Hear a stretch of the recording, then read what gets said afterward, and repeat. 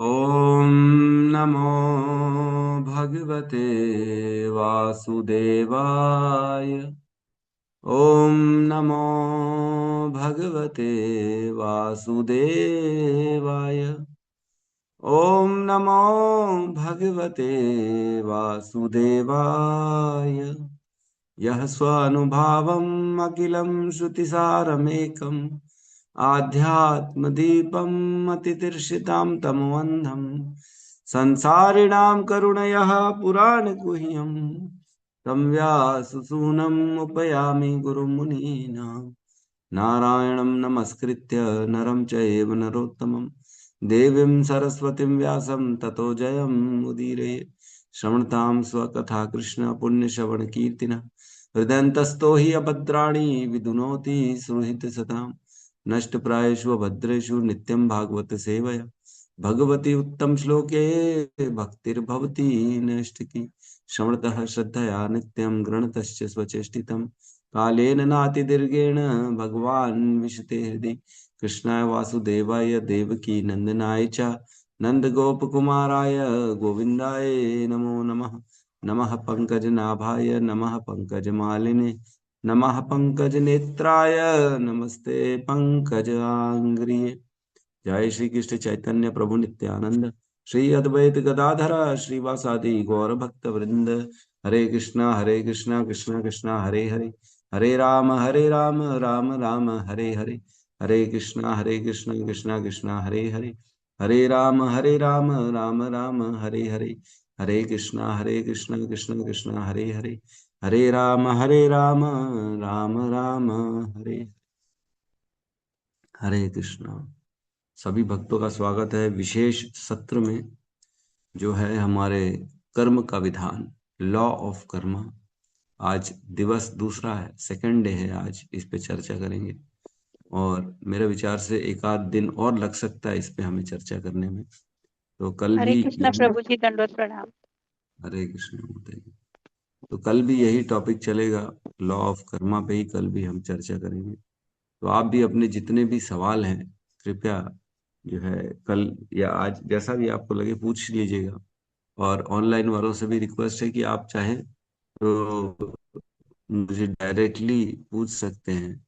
आप मेरा नंबर जो है चाहे तो सभी नोट कर सकते हैं, 9977 999 998।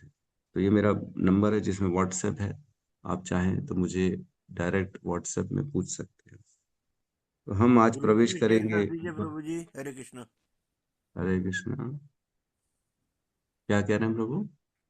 ग्रुप में शेयर कर दीजिए नंबर प्रभु जी। हाँ हाँ कर देंगे। यस। ये ऑनलाइन वालों के लिए है, ऑफलाइन जानते हैं। ठीक है। तो हम प्रवेश करते हैं। आज कल हमने चर्चा करी कि कर्म बनता कैसे है ना। कर्म जो है व्यक्ति करता कैसे है। मन से कर्म करता है, वाणी से कर्म करता है और शरीर से कर्म करता है। जिस जिस भी कर्म वह करता है उसे उसको कर्म के फलों को भोगना ही पड़ता है। अवश्य में भोक्तव्यम कृतम कर्म शुभाशुभम ना क्षीयते भुक्ते कर्म कल्प कोटि शतैरपि। हजारों हजारों कल्प के बीत जाने के बाद भी कर्म का विधान लगता ही है, कर्म खड़ा ही रहता है। हमने जाना जब, है ना, क्या कहते हैं, दुर्योधन और धृतराष्ट्र जब पूरा युद्ध हो गया महाभारत का, उसके बाद धृतराष्ट्र ने कृष्ण से पूछा क्या कारण है कि मेरे 100 पुत्र मारे गए और 5 के 5 पांडव जीवित हैं। तब कृष्ण ने उत्तर दिया कि आप लगभग 100 योनियां पहले, 100 जीवन पहले आप एक जो है भील थे, है ना। और आपने जो है 100 चिड़ियों के बच्चों को मार के उनका मांस खाया था। और वो चिड़िया जो है वो देखती रह गई और जो है उसको बड़ा जो है अंदर ही अंदर दुख हुआ चिड़िया को कि मेरे बच्चों को मार के खा गया। तो वह कर्म जो है वह आपके ऊपर बंधा हुआ था, वह आपको लगना था, आपके भी 100 पुत्र मारे जाने थे। तो बोले जब इतनी योनियां पहले हैं तो फिर ये 100 100 जन्म के बाद क्यों वो कर्म को दिया, उसी समय क्यों नहीं दे दिया उसका फलों को। तो भगवान ने बताया कि वह फल जो थे, वह 100 पुत्र आपके मरने थे, लेकिन 100 पुत्र होने के लिए उतने पुण्य भी होने चाहिए ना। जितने पुण्य होंगे तभी तो आपके पास पुत्र आएंगे। तो कर्म जो है वो वेट कर रहा था कि आपके पास इतने पुण्य इकट्ठे हों, फिर आपने जो है हर जीवन में पुण्य इकट्ठे किए, प्रकृति ने आपके पुण्यों को संचित किया, रोक के रखा, रोक के रखा। फिर एक साथ इस जीवन में जब आप धृतराष्ट्र के रूप में आए, तब वह पुण्य इतने हो गए थे कि आपको 100 पुत्र हो सके। तब वह कर्म लगा, उन पुण्यों के कारण आपको 100 पुत्र हुए। और एक जो आपने वह कर्म विधान, जो चिड़िया के बच्चों को मारा था, वह रुका हुआ था, और वह इस जीवन में आपको आके लगा और आपके 100 पुत्र मारे। और गांधारी के लिए कहते हैं, गांधारी भी काफी जन्मों पहले जब छोटी थी, बालिका थी, वह खेलते खेलते नदी के किनारे पहुंच गई थी। और नदी के किनारे पहुंच गई तो उसने देखा कि कछुओं के अंडे पड़े हुए। कछुओं के अंडे। कछुए क्या करते हैं, अंडे बाहर देते हैं, और नदी पानी में आके अपनी दृष्टि से उन अंडों को वो लोग जो है हैचरी करते हैं। मतलब उन बच्चों को, उन जैसे मुर्गी अंडों के ऊपर बैठ के उनको पकाती है, पकाना कहते हैं, मतलब क्या कहेंगे उनको, जो है सेती है। हाँ देती है जो सेती। भी। तो उस प्रकार जो कछुए होते हैं वो दृष्टिपात करते हैं अंडों पे, और अंडे उसमें फिर बच्चे उत्पन्न होते हैं। तो कछुए देखते रहते हमेशा अपने अंडों को। और वो जो गांधारी थी, वो छोटी बालिका थी, वह काफी जन्म जीवन पहले उसने क्या किया था, वह खेलते खेलते नदी किनारे पहुंच गई और उसने देखा वहां पे अंडे पड़े हुए कछुओं के। और उन अंडों को ऐसा उछाल उछाल के खेल रही थी वो। जैसे बॉल बच्चे खेलते हैं, उछालते हैं बॉल, उछाला, कैच पकड़ पाया तो पकड़ पाया, नहीं तो गिर गया तो टूट गया। तो ऐसे ही करके खेल रही थी वो, और उसने कछुओं के 100 अंडे जो थे उनको लगभग लगभग सबको नष्ट कर दिया। तो उसके ऊपर भी यही कर्म का बंधन लगा हुआ था। तो प्रकृति ने क्या किया, अब जब दोनों के पुण्य इकट्ठे हो गए, 100 बच्चे होने लायक दोनों के पुण्य हो गए, तो दोनों को इकट्ठे प्रकृति ने मिला दिया, और दोनों को एक साथ बना के उनको जो है बच्चे दिए 100, और उनके 100 के 100 बच्चे एक साथ मारे गए।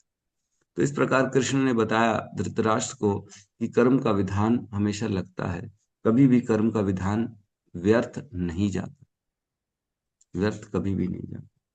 तो 18वें अध्याय के 12वें श्लोक में बताते हैं, अनिष्टम मिष्टम मिश्रम च त्रिविधः कर्मणः फलम् भवति त्यागिनां प्रेत्य न तो सन्यासिनां क्वचित्। अनिष्टम इष्टम मिश्रम च त्रिविधः कर्मणः फलम् भवति अत्यागिनां प्रेत्य न तो सन्यासिनां क्वचित्। अनुवाद, जो त्यागी नहीं है उसके लिए इच्छित मतलब इष्ट, अनिच्छित मतलब अनिष्ट, तथा मिश्रित, ये 3 प्रकार के कर्म फल मृत्यु के बाद मिलते हैं। लेकिन जो सन्यासी है उन्हें ऐसे फलों का सुख दुख नहीं भोगना पड़ता है। ओम अज्ञानतिमिरन्धस्य ज्ञानाञ्जनशलाकया चक्षुरुन्मिलितं येन तस्मै श्रीगुरुवे नमः। श्रीचैतन्यमनोभीष्टं स्थापितं येन भूतले स्वयं रूपः कदा मह्यं ददाति स्वपदान्तिकम्। वन्देऽहं श्रीगुरु श्रीयुतपदकमलं श्रीगुरून् वैष्णवांश्च श्रीरूपं सागरजातं सहगण रघुनाथान्वितं तं सजीवं साद्वैतं सावधूतं परिजनसहितं कृष्ण चैतन्य देवं श्री राधा कृष्ण पादान सगन ललिता श्री विशाखान्वितांश्च। हे कृष्ण करुणा सिंधु दीन बंधु जगतपते गोपेश गोपिका कांता राधा कांत नमस्तुते। तप्त कांचन गौरांगी राधे वृंदावनेश्वरी वृषभानुसुते देवी प्रणमामि हरिप्रिय। वाञ्छाकल्पतरोभश्च कृपा सिन्धुभ्य एव च पतितानां पावनेभ्यो वैष्णवेभ्यो नमो नमः। नमो विष्णुपादाय कृष्णपृष्ठाय भूतले श्रीमते भक्ति वेदांत स्वामी नामिने। नमस्ते सरस्वती देवे गौरवाणी प्रचारिणे निर्विशेष शून्यवादी पाश्चात्य देश तारिणे। जय श्री कृष्ण चैतन्य प्रभु नित्यानंद श्री अद्वैत गदाधर श्रीवासादि गौर भक्त वृंद। हरे कृष्णा कृष्णा कृष्णा हरे हरे, हरे राम राम राम हरे कृष्ण। तो बहुत ही इंपॉर्टेंट प्रसंग रहने वाला है आज का। तो इसमें कह रहे हैं जो भी अनिष्टम इष्टम मिश्रम च। अनिष्टम मीन्स अनिष्ट, एकदम गर्हित, गंदा। इष्टम मीन्स इच्छित, जो हम इच्छा करते हैं, जो हमको ऐसा लगता है बहुत अच्छा है हमारे लिए। अनिष्टम और इष्टम। और मिश्रम मीन्स मिश्रित, अच्छा भी और बुरा भी, दोनों टाइप का, मिक्स मिक्स एकदम है। तीन तरह के हर व्यक्ति को कर्म फल भोगने पड़ते। त्रिविधा कर्मणः फलम। इस तीन प्रकार के कर्म के फल होते हैं। एक अच्छे कर्म, फल मिलते हैं, एक बुरे फल मिलते हैं, और मिश्रित फल मिलते हैं। अच्छे फल मीन्स अच्छा, जो उसके उसकी बुद्धि के ना हिसाब से जो अच्छा होगा। सपोज करो किसी को पैसा वाला बनना, तो उसकी बुद्धि के हिसाब से पैसा अच्छा है, तो उसे अच्छा फल मिलेगा, है ना। और किसी के लिए जो है अच्छा क्या है, किसी के लिए अच्छा है कि मुझे वृंदावन का धाम वास मिल जाए, तो अगली योनि उसकी वृंदावन की धाम मिलेगी। किसी के लिए अच्छा क्या है कि मैं जंगलों में रहूं, मैं जो है अलग रहूं, एकांत में रहूं, गुफाओं में रहूं, केवल कंदराओं में रहूं, भगवान का स्मरण करूं, तो उसके लिए अच्छा वो है। तो वो ऐसे जो जिसके लिए जो अच्छा है, जो जिसके ज्ञान के आधार पे, एक्चुअल में हमारा बुद्धि जो होती है सबकी समान नहीं होती, सबके विचार अलग होते हैं।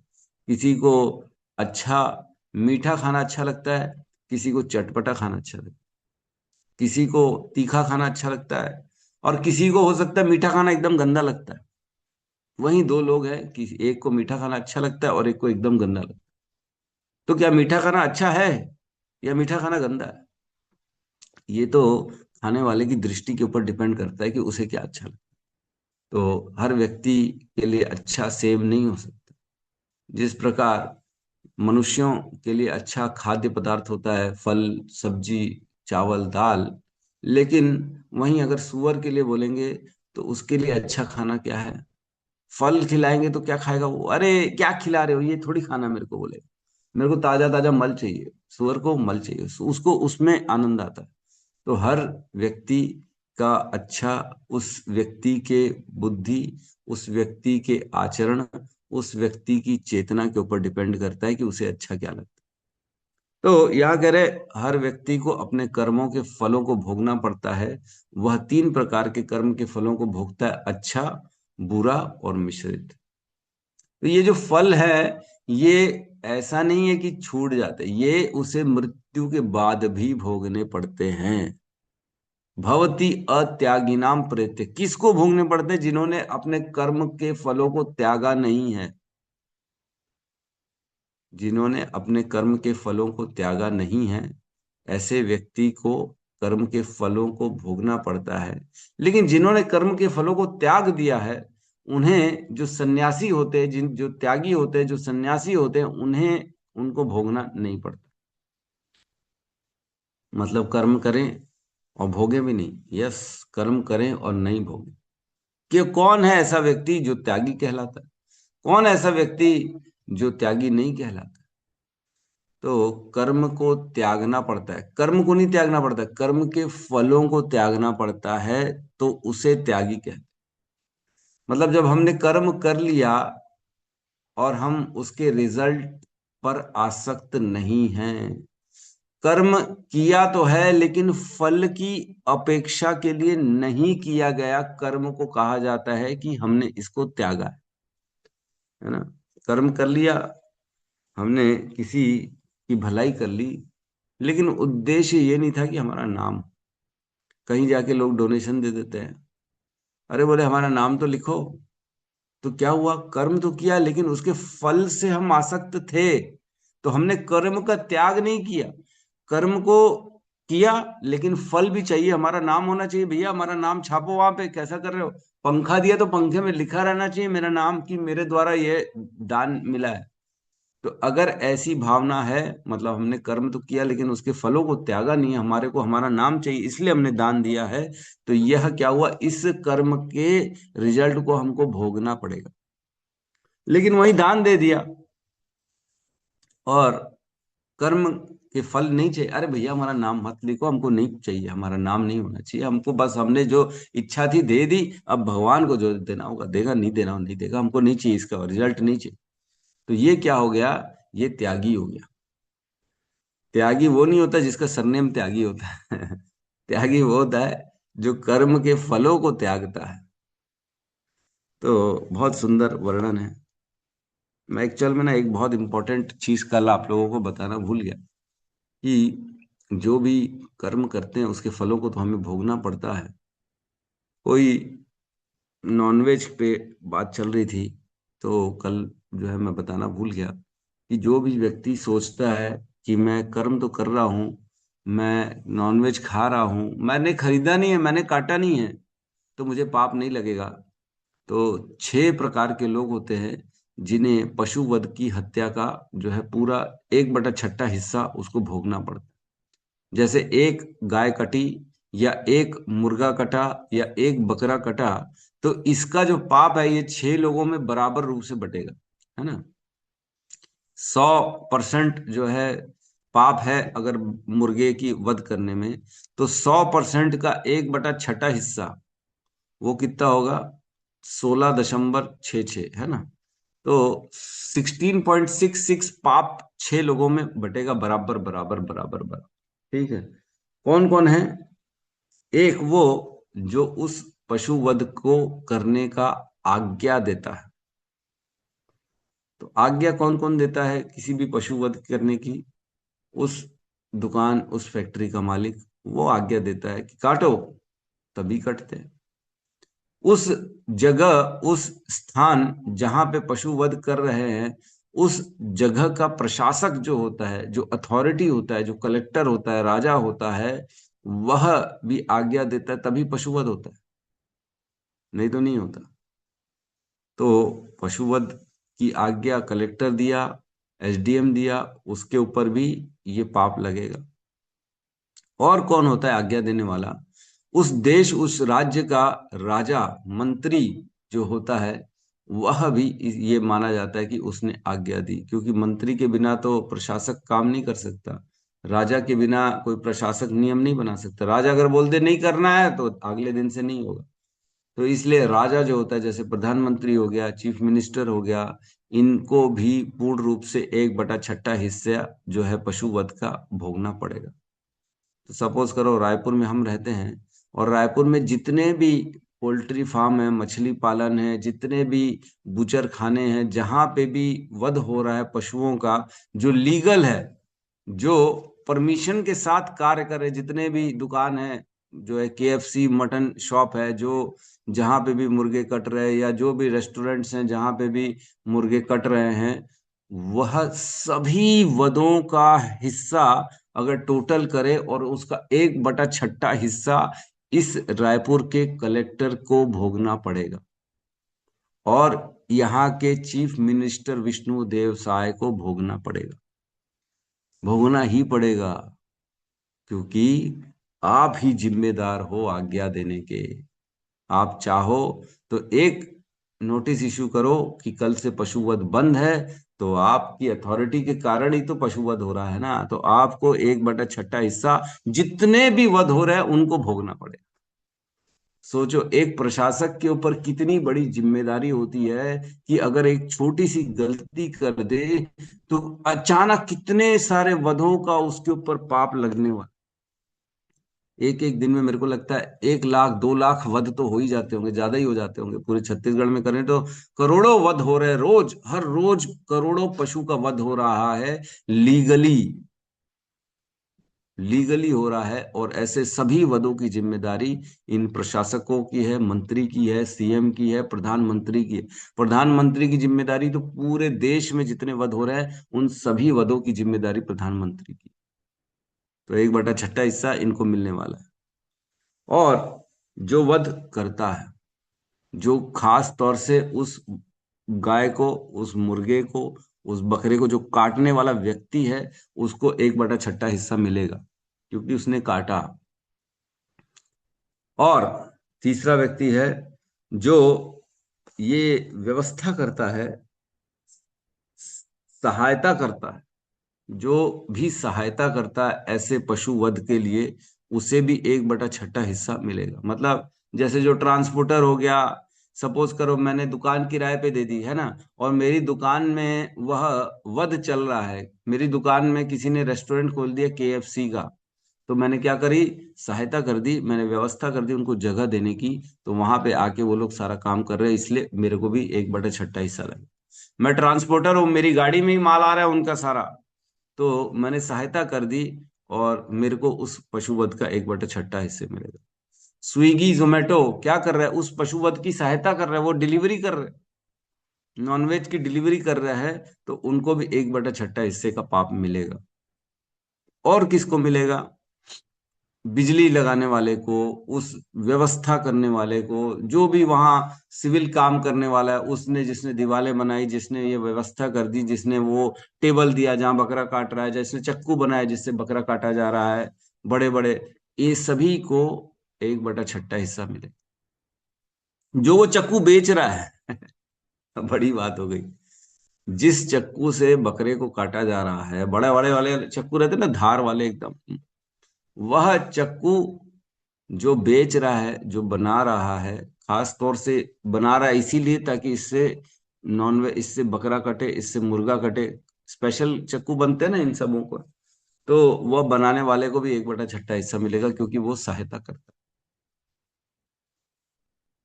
और जो खरीदता है, जिसने पैसे देके वह सामान, वह मांस खरीदा, उसको भी 1/6 हिस्सा इसका मिलेगा ही मिलेगा, निश्चित तौर से। और जो पकाता है, जिसने उसकी कुकिंग करी, उसे भी 1/6 हिस्सा मिलेगा। और जो है छठवां आदमी, जो खाता है, जो स्वयं ग्रहण करेगा, उसे भी इसका 1/6 हिस्सा मिलेगा। अगर कोई पिता है, वह खाता नहीं है, न घर में आता है, न घर में बनता है, लेकिन उसने अपने पुत्र को पैसा दिया और पुत्र जाके उसके उसी पैसों से जाके नॉनवेज खा लिया, तो उसने क्या किया, सहायता कर लिया। और इस प्रकार उसे भी 1/6 हिस्से का भाग लगे। आपने किसी गरीब को रोड में दान दे दिया, अरे बहुत गरीब दिख रहा है, 50 रुपए दान दे दिए, और उसने क्या किया, 50 रुपए का जाके नॉनवेज खा लिया, मटन चिकन बिरयानी खा ली जाके। अरे पेट भरना है भैया, बिरयानी खानी है, पैसा दे दो, दे देते, ले पकड़ जा खा, मजे कर। तो सहायता जब हमने कर दी उसकी, तो 1/6 हिस्सा, वो जो 50 रुपए दान देने वाला है उसको पाप लगेगा। वो क्या सोच के दे रहा है, मुझे पुण्य लगेगा, मैं गरीब की मदद कर रहा हूँ, उसका पेट भर रहा हूँ। लेकिन बहुत बड़ी अज्ञानता के कारण उसको पता नहीं है कि उसने दान तो दिया है, लेकिन उस दान में पाप मिलने वाला है उसको, ना कि कोई पुण्य मिलने वाला। तो ये बहुत गहरे विषय होते हैं जो हमको पता ही नहीं रहते हैं। किसी भी, या कई बार ऐसा हो जाता है, सपोज करो हमने लेदर का बेल्ट पहन लिया, लेदर का बेल्ट, चमड़े का, कहाँ से आया, इसका सोर्स क्या है, कैसे उत्पत्ति हुई है इस चमड़े की? तो निश्चित तौर से किसी पशु का वध हुआ है, इसीलिए चमड़ा उत्पन्न हुआ है। चमड़ा मीन्स क्या, किसी जीव का जो स्किन है उसी को तो चमड़ा कहते हैं, लेदर उसी को कहते हैं। तो जो भी व्यक्ति लेदर का उपभोग करता है, बेल्ट पहन लेता है, पर्स रख लेता है, या माताएं बड़े बड़े सुंदर सुंदर पर्स रखती है लेदर के, हम तो लेदर के पहनते हैं, तो उन्हें सभी को 1/6 हिस्सा उस पशु वध का भोगना पड़ेगा। और अगर वो पशु गाय हो गई, तो गाय के केस में 1000 गुना मल्टीप्लाई हो जाता है पाप, है ना, बहुत खतरनाक है। अगर कोई और अगर कोई और पशु है, मुर्गा है, बकरा है, ऐसे पशु वध करने से क्या होता है, हमें नरक में जाना पड़ता है ना। और जो पशु वध किया है, उसके रोम में जितने बाल होते हैं, उतने वर्षों तक हमें नरक में रहना पड़ता है ना। सपोज करो एक बकरा कटा, तो बकरे के स्किन में जितने भी रूहें हैं, उतने वर्षों तक हमको नरक में रहना पड़ेगा। लेकिन अगर वही गाय कट गई है, तो गाय के स्किन में जितने भी रूहें हैं, उतने 1000 वर्षों तक हमको नरक में रहना पड़ेगा। कितने? जितनी रूहें हैं, गाय के स्किन में कितनी रूहें होती, हम कल्पना भी नहीं कर सकते। उतने 1000 सालों तक नरक में रहना पड़ेगा। तो बहुत बहुत ज्यादा विचार करके, बहुत ज्यादा गहरे सोच करके कोई भी कर्म करना चाहिए। किसी भी प्रकार का लेदर का उपयोग ना करें, किसी भी प्रकार का बोन चाइना का जो घर में सामान आता है उसको उपयोग ना करें, क्योंकि इसमें पशुओं का वध हो रहा है।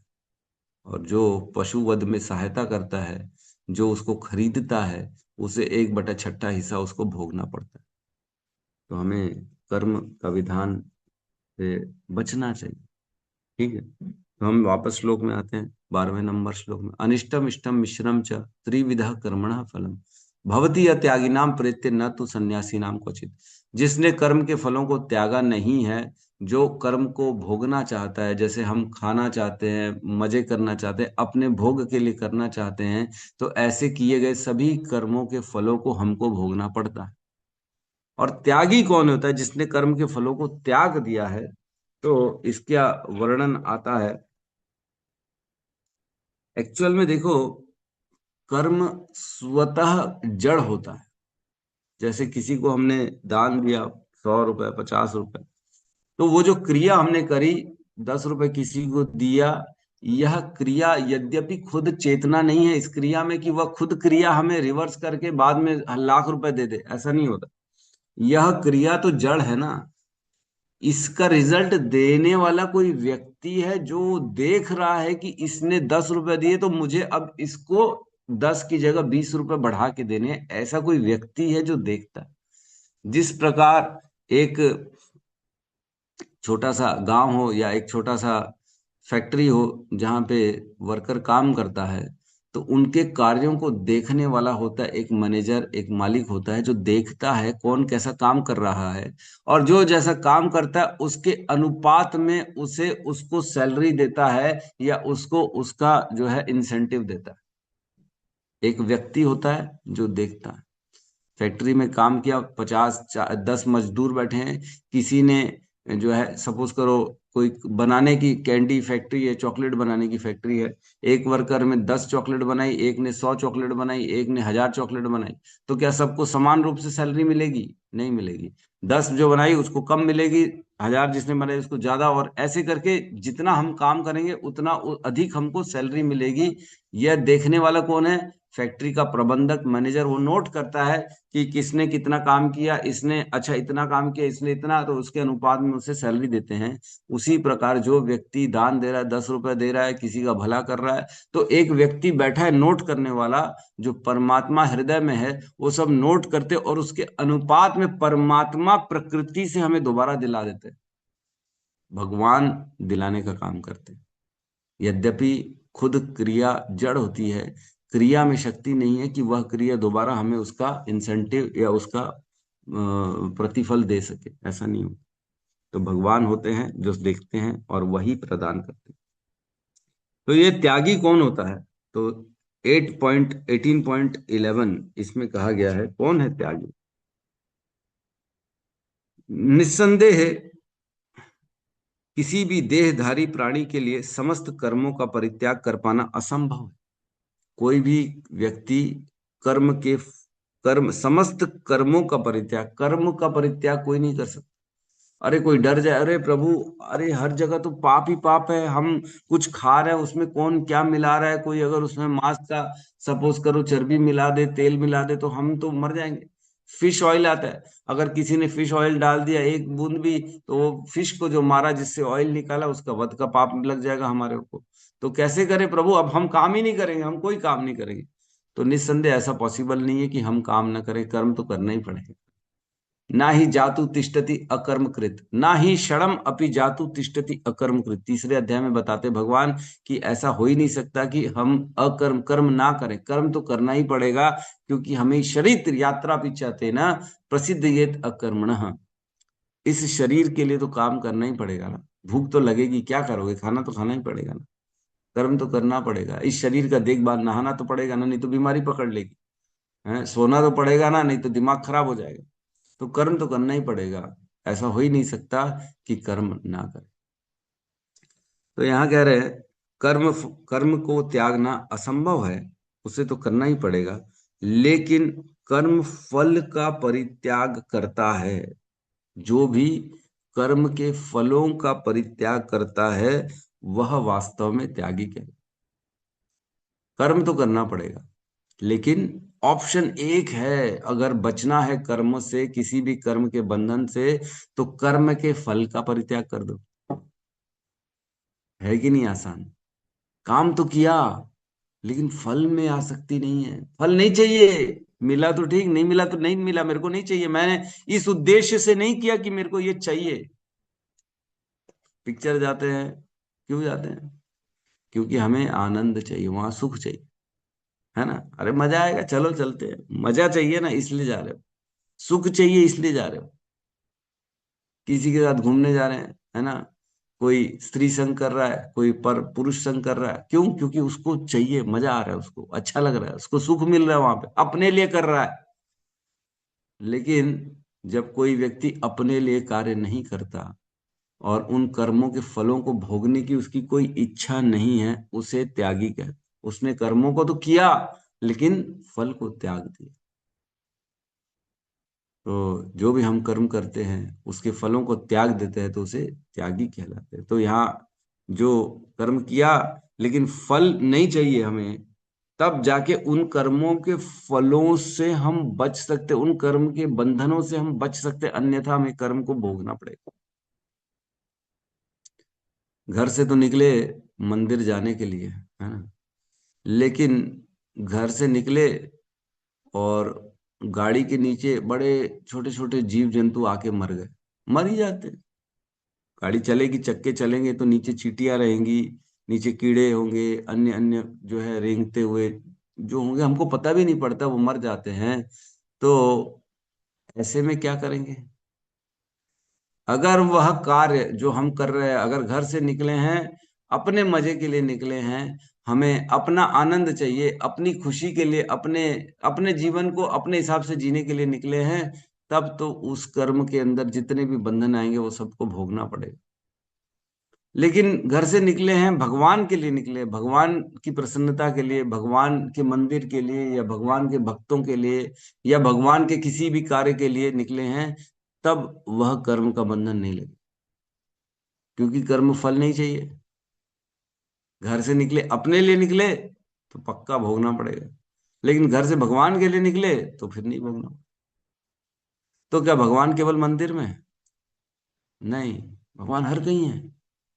अगर हम कर्म भी कर रहे, सपोज करो जॉब पे जा रहे, ऑफिस जा रहे, तो अगर ये मन में धारणा है कि मैं ऑफिस तो जा रहा हूँ, लेकिन ऑफिस में काम इसलिए कर रहा हूँ ताकि मैं जो उसकी सैलरी आए उससे कहीं ना कहीं भगवान की सेवा कर सकूं, अपना परिवार का पालन कर सकूं, वह परिवार जो मुझे भगवान ने दिया है, तो ये क्या हो जाएगा? ये भगवान की सेवा हो जाएगी, क्योंकि हम परिवार को अपना नहीं मानते।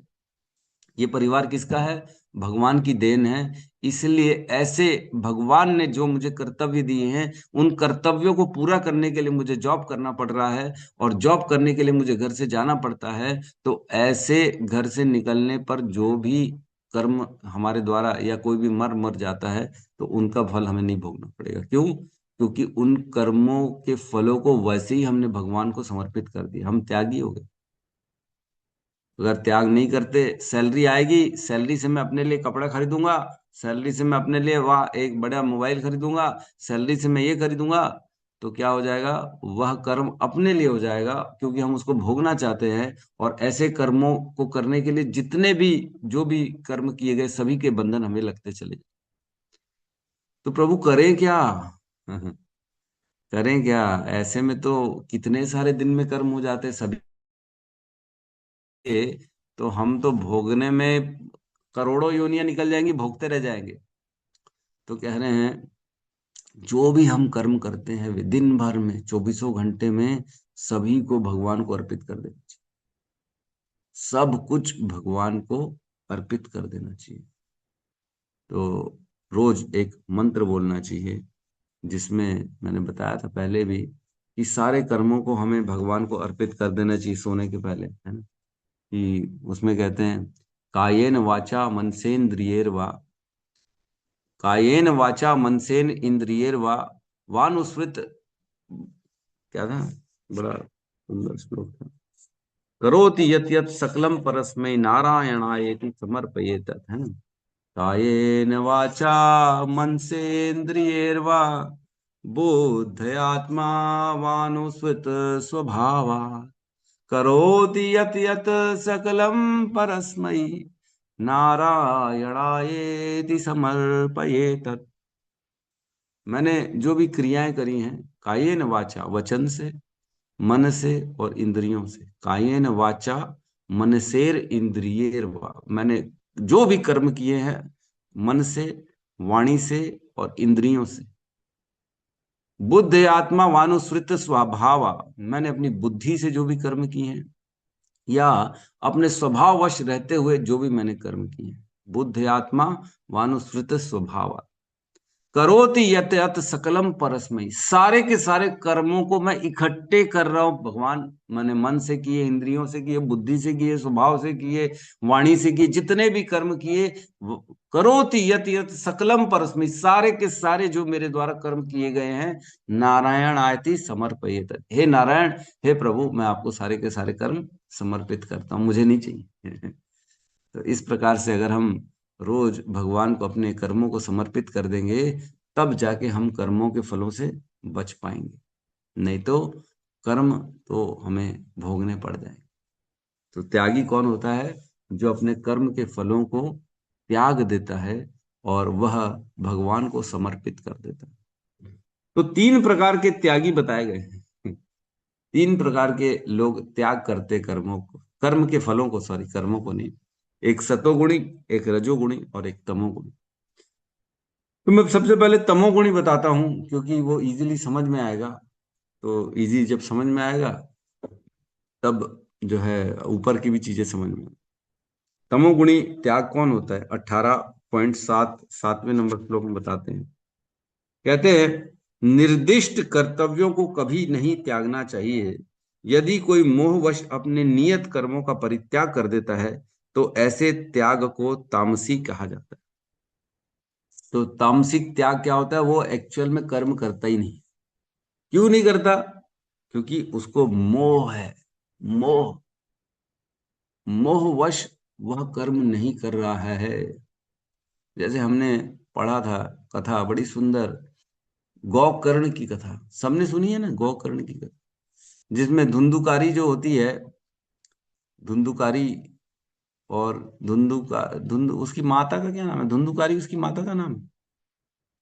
धुंधली। धुंधु धुंधुली, धुंधुली, बस धुंधुली। धुंधकारी के पुत्र का नाम। हाँ, धुंधुकारी तो उसका बेटा रहता है, धुंधुली जो होती है उसकी माता रहती है। तो धुंधुली क्या बोलती है कि मैं अपने, मतलब मैं बच्चा पैदा नहीं करूंगी, क्योंकि अगर बच्चा पैदा करूंगी तो मेरा सौंदर्य खराब हो जाएगा। इसलिए वह क्या करती है, उसका आत्म आत्मदाह, आत्मदेह, क्या नाम था उनके पिता का? धुंधुकारी, आत्मदेव। गोकर्ण, आत्मदेव।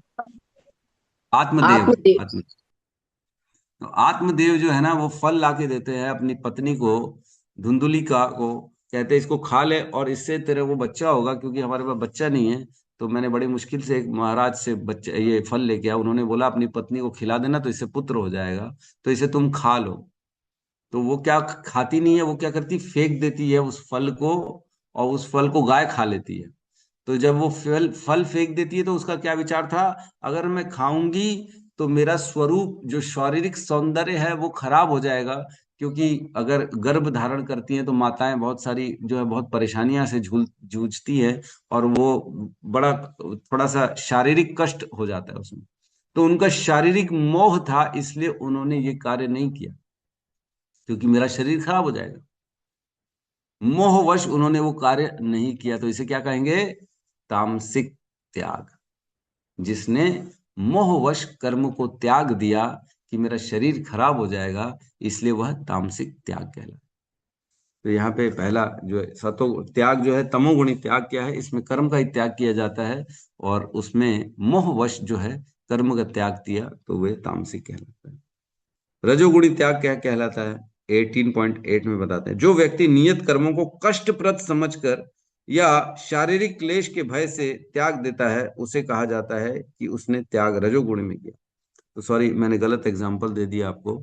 जो शारीरिक क्लेश होता है वो रजोगुणी में आता है। मोहवश मीन्स, जैसे मोह है, क्या मोह है किसी को? अपने पुत्र का मोह है, अपने बच्चे का मोह है। बच्चे के मोह के कारण वह जो है कार्य नहीं कर रहा है। सपोज करो किसी की ड्यूटी है, जॉब है कि पनिशमेंट देना। सपोज करो एक जज है, उसका पुत्र है, और उसका पुत्र कटघरे में खड़ा है, और जज को अगर वह उसको सपोज करो उसको देना है पनिशमेंट, और वो पुत्र के मोह में आके वह उसको बरी कर देता है। अरे कोई बात नहीं, ये तो मेरा बच्चा है ना, इसको हम जो है सजा नहीं देंगे। तो ये मोहवश जब कोई करता है तो वह तमोगुणी होता है। और शारीरिक क्लेश के कारण अगर कोई कर्म को त्याग दिया तो इसे रजोगुणी त्याग कहलाता है। तो जो धुंधुली जो त्याग करती है वह रजोगुणी त्याग है।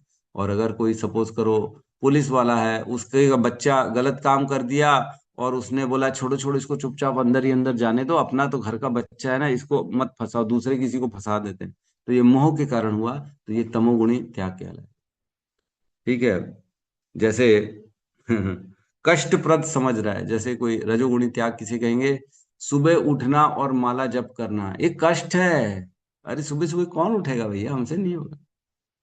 नहीं होगा तो क्यों? सुबह सुबह क्लास अटेंड करनी है, 6 बजे तो क्लास होती है। अरे मेरे को उस दिन बोले थे, संडे को लोग मिले थे, मैंने कहा सुबह हमारी 6 बजे क्लास होती है। अरे बोले 6 बजे क्लास होती है? उठ जाते लोग? मैं हाँ उठते हैं। बहुत लोग आते हैं, 60 70 80 लोग आ जाते हैं। अरे बाप रे! बोले इतने लोग सुबह उठ भी जाते, आ भी जाते, क्लास सुनते भी हैं? मैंने हाँ सुनते। बोले मानना पड़ेगा, नींद प्यारी नहीं है क्या उनको? मैंने, हाँ भाई, नींद नींद से ज्यादा दूसरी चीज प्यारी है, इसलिए वो नींद छोड़ देते हैं। तो कई लोग जो होते हैं वो कष्टप्रद समझते हैं, और वो ऐसे कार्यों को त्याग देते हैं क्योंकि ऐसे कार्यों में कष्ट होता है। सुबह सुबह क्लास अटेंड करने में कष्ट होता है, नींद को छोड़ना पड़ता है। परसों भी हम रात को आए, 11 साढ़े 11 बज गए घर आके, सोते सोते 12 बज गए मेरे को। जो प्रोग्राम था हमारा नित्यानंद त्रयोदशी की, कोई पढ़ाई नहीं हुई थी, कुछ नहीं पढ़ा, ले दे के माला हुई मेरी, ले दे मात्र 16 माला, क्योंकि उसी दिन संडे मॉर्निंग में मेरी क्लास भी थी, वहां पे लेक्चर भी था मंदिर में। सैटरडे नाइट को मंदिर चला गया, सवेरे मंदिर में लेक्चर हुआ, मंदिर से आए 12 बजे, नींद भी नहीं हुई थी पूरी, क्योंकि ऑल्टर में सुबह 3 बजे जाना रहता है उठ के। तो नींद भी नहीं हुई, ले दे के माला हुई, फिर पहुंचे बेस सेंटर, 3 साढ़े 3 बजे सेंटर पहुंच गए थे। वहां से सारा काम कर करके 11 साढ़े 11 12 बजे घर में सोए, कुछ पढ़ा ही नहीं था। तो चाहते तो छोड़ देते मंडे की क्लास, कष्टप्रद है ना, नींद नहीं हुई है, कैसे करें? तो यह त्याग क्या कहलाएगा? रजोगुणी त्याग। अपने शरीर के सुख के लिए मैंने अगर कोई मेरे जो कर्तव्य हैं उनको त्याग दिया, तो वो रजोगुणी त्याग कहलाएगा, और उसको मुझे मुझे उसको भोगना पड़ेगा। तो प्रभु संडे संडे तो क्लास छोड़ देते हो आप, संडे संडे भी तो क्लास का त्याग करते हो, लेकिन वो मैं अपने लिए नहीं करता। वो तो मंदिर जाते, सेवा, भगवान की सेवा चल रही है ना। तो मैं कष्टप्रद है या शारीरिक क्लेश के कारण नहीं छोड़ते हैं, हम वो तो भगवान की सेवा के लिए छोड़ देते हैं। तो इसलिए वह कोई, वो क्या है? सतोगुणी त्याग। तो वह त्याग जो अपने लिए नहीं होता, जो कर्तव्य समझ के किया जाता है, लेकिन भगवान के लिए किया गया। मैं अनुवाद पढ़ रहा हूं, पहले सुन लो। सतोगुणी त्याग किसे कहते हैं? जब मनुष्य नियत कर्तव्य को करणीय मानकर करता है और समस्त भौतिक संगति तथा फल की आसक्ति को त्याग देता है, तो उसका त्याग सात्विक कहलाता है। वो मतलब अपने नियत कर्तव्य कर रहा है, और कर्तव्य करते करते वह ये मान रहा है कि भगवान ने मुझे बुद्धि दी है, शक्ति दी है करने का, लेकिन उसके फल के प्रति मेरा कोई इंटरेस्ट नहीं है, लेकिन मैं काम तो कर रहा हूं, तो वह सात्विक त्याग कहलाता है ना। तो ऐसा जो सात्विक त्याग करता है वह बुद्धिमान त्यागी कहलाता है। जो 9वें 10वें नंबर श्लोक में कह रहे 18.10 में, सतोगुण में स्थित बुद्धिमान त्यागी जो न तो अशुभ कर्म से घृणा करता है, न शुभ कर्म से लिप्त होता है, वह कर्म के विषय में कोई संशय नहीं रखता, उसे कर्म के विषय में कोई डाउट नहीं है, वो ऐसा नहीं त्याग रहा। अरे प्रभु, जैसे सपोज करो क्षत्रिय है अर्जुन, वह लड़ने नहीं चाहता, वो चाहता है नहीं नहीं मैं लड़ नहीं सकता, क्योंकि सामने विरोध पार्टी में कौन है? मेरे भाई और मेरे दादा, मेरे गुरु हैं। तो मैं ऐसी लड़ाई नहीं लड़ना चाहता, मैं चाहता हूं कि मैं भले हिमालय में भीख मांग के खा लूंगा, लेकिन मैं लड़ूंगा नहीं। तो ये भी त्याग है, क्योंकि वो क्षत्रिय है, उसे कर्म करना है, उसे लड़ना पड़ेगा। तो अगर उसके रिजल्ट के कारण वह त्याग रहा है तो यह सतोगुणी त्याग नहीं है। अर्जुन जो करने वाला था वह त्याग था, और वह त्याग सतोगुणी त्याग नहीं था, इसलिए भगवान ने उसको मना किया कि तुम ये मत करो, क्योंकि यह तुम्हारे लिए ठीक नहीं है। अशोच्यान अन्वशोचस्ताम प्रज्ञावादांश भाषसे। तुम बड़े पंडितों जैसी बात कर रहे हो, लेकिन तुम उसके लिए शोक कर रहे हो जिसके लिए शोक करना ही नहीं चाहिए। यहां कह रहे जो शुभ कर्म और अशुभ कर्म दोनों के फलों से अप्रभावित रहता है, वह त्यागी सात्विक कहलाता। त्याग तो किया, लेकिन फलों के कारण नहीं त्याग किया। तो इसलिए समझ में आ रहा है कि नहीं समझ में आ रहा है? मेरे को लग रहा है कि मैं बोलते तो जा रहा हूँ, लेकिन पता नहीं समझ में आ रहा है। बैठे तो हैं यहाँ पे, आ पता रहा लगा है। सब ऊपर से जाते आ रहे हैं, समझ में। ठीक। क्योंकि ये सब गहरे विषय हैं। जो आज का मेरा टॉपिक था वहां तक तो मैं पहुंच ही नहीं पाया। 18 पॉइंट जो 14 नंबर श्लोक है कि कर्म बनता कैसे, हम वहां तक तो आज पहुंच ही नहीं पाए। केवल कर्म के इफेक्ट कैसे हम अपने जीवन से बाहर कर सकते, अभी तक हम यही समझ रहे हैं कि कर्म भी करें और कर्म के फलों को भी हमें भोगना ना पड़े। ऐसा कर्म करना बुद्धिमान व्यक्ति कहलाता है, और भगवत गीता में यही सिखाती है कि हम कर्म भी करें और उन कर्म के बंधनों से भी मुक्त रहें। ऐसा जीवन जिएं, नहीं तो कर्म करेंगे और उन कर्मों के भोगों, उनके कर्म को फलों को भोगना पड़ेगा और कर्म में बंधन भी आ जाएगा। भगवान भगवत गीता में कहते हैं 18वें अध्याय में, यस्य न अहंकृतो भावो बुद्धि यस्य न लिप्यते हत्वाम अपि इमाम लोकाम न हंति न स निबध्यते। बहुत सुंदर श्लोक है, बहुत सुंदर, जिसका बड़ा गहरा अर्थ है। कौन सा श्लोक नंबर है उसमें कहते हैं 18.17, 18.17, उसमें कहते हैं जो मिथ्या अहंकार से प्रेरित नहीं है, जिसकी बुद्धि बंधी नहीं है। अभी मैंने सात्विक गुण में बताया, सात्विक त्याग में जिसकी बुद्धि बंधी रहती है वो सतोगुणी त्याग नहीं कर सकता, वो रजोगुणी और तमोगुणी त्याग करता है, और उसके बंधनों को उसको भोगना पड़ेगा। लेकिन सतोगुणी त्याग में व्यक्ति जो शुभ और अशुभ फलों से मुक्त रहता है, वह सतोगुणी त्याग करता है, इसलिए वह कर्म के बंधनों से मुक्त रहता है। और यहाँ कह रहे जिसकी बुद्धि बंधी नहीं है, मतलब वो सतोगुणी कार्य कर रहा है और उसके फलों को भोगना नहीं चाहता है, वह व्यक्ति जो अहंकार से प्रेरित नहीं है, वह इस संसार में मनुष्यों को मारता हुआ भी नहीं मारता, ना वह अपने कर्मों से बंधा होता है। मतलब अगर किसी का मर्डर भी कर दो, मार भी दो अगर तुम किसी को इस संसार में, लेकिन वह मारा क्यों है तुमने? क्योंकि सतोगुणी त्याग किया है तुमने। तुमने कर्म तो किया, लेकिन उसके फलों के प्रति तुम आसक्त नहीं हो। तुमने क्यों मर्डर किया? मर्डर से मेरा कोई बेनिफिट मिले इसलिए मर्डर नहीं किया। तुमने मर्डर इसलिए किया क्योंकि कहीं ना कहीं धर्म के लिए किया। तुम्हारी बुद्धि अहंकार के कारण तुमने ये मर्डर नहीं किया। कहीं ऐसा नहीं तुमको किसी ने गाली दे दी और तुमने उसको चक्कू डाल दिया, ऐसा नहीं, अहंकार वश नहीं किया तुमने। तुमने ये बुद्धि सात्विक त्याग के कारण तुमने किसी का कर्म किया, मर्डर कर दिया, तो तुम्हारे को उस कर्म, उस मर्डर को ये माना जाएगा कि तुमने नहीं किया, और तुम उस मर्डर के फल से भी मुक्त रहोगे। मतलब मार भी दो किसी को तो उसका फल नहीं भोगना पड़ेगा। इतना बड़ा केवल विचारों का फर्क है। अगर हमने किसी को मारा, अपनी खुशी के लिए मार दिया, तो उसको भोगना पड़ेगा। लेकिन अगर किसी का हमने मर्डर कर दिया धर्म की रक्षा करने के लिए, गाय की रक्षा करने के लिए, भगवान की रक्षा करने के लिए, तो वह मर्डर हमें बांधेगा नहीं और उसके फलों से हमें मुक्त रहेंगे। हम उनके फलों को नहीं भोगेंगे। तभी तो अर्जुन बाद में मार देते सभी को। क्यों? कहते हैं ना आखिरी में, नष्ट, वो क्या कहते हैं, नष्ट मोहा स्मृति लब्धा तव प्रसाद मय अच्युता स्थितो अस्मि गतः संदेह करिष्ये वचनम तवा। आपने जो मुझे प्रसाद दिया ये भगवत गीता का, इससे क्या हुआ? नष्ट मोहा, मेरे मोह को नष्ट हो गया। जो मैं सोचता था मेरे अपने हैं, मेरा परिवार है, मेरा दादा है, मेरा गुरु है, अब ये मोह नहीं है। क्योंकि मोह में अगर मैं कोई काम करूंगा तो मुझे उसको बंधन में बंधना पड़ेगा।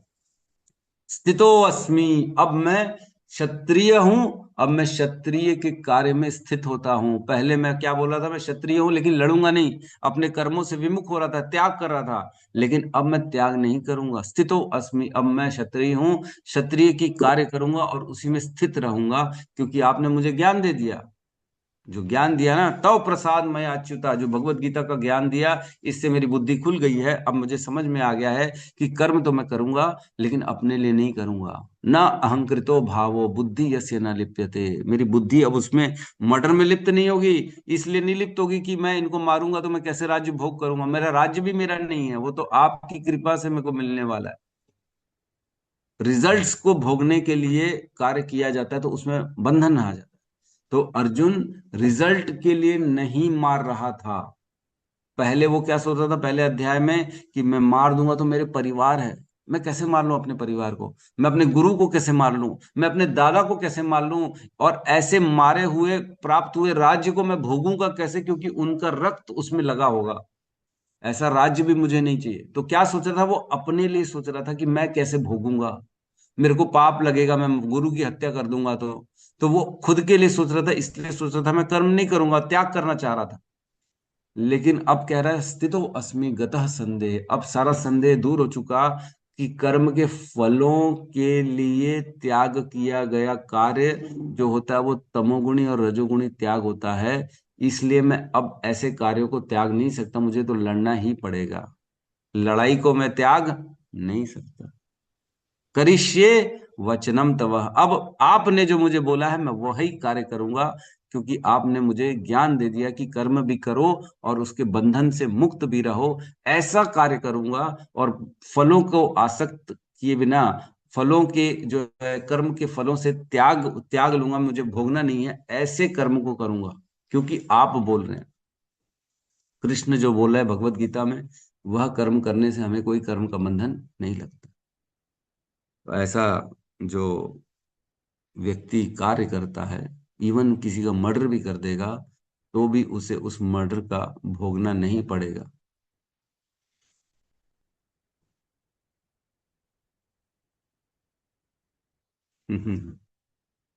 ठीक है, कल प्रवेश करेंगे हम। जो मुख्य हमारा जो श्लोक था 18.14, अधिष्ठा नाम तथा कर्ता कारणम च पृथक विदम विविधाश्च पृथक चेष्टा देवम चैवत्र पंचमम। कोई भी कर्म को सफल करने के लिए पांच कारण होते हैं।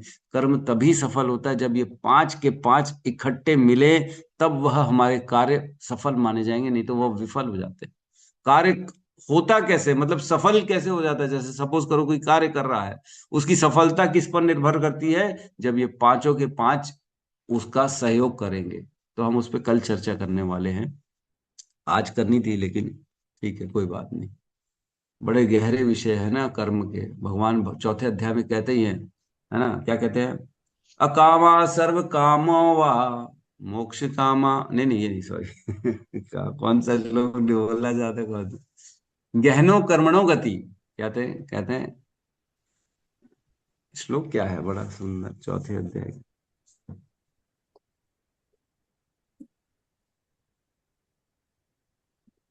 कर्मणो ही अभी बुद्धव्यम बुद्धव्यम च विकर्मणा अकर्मणस्य बुद्धव्यम गहना कर्मणो गति। हे अर्जुन, कर्मों की गति बहुत गहरी है, कर्मों की गति।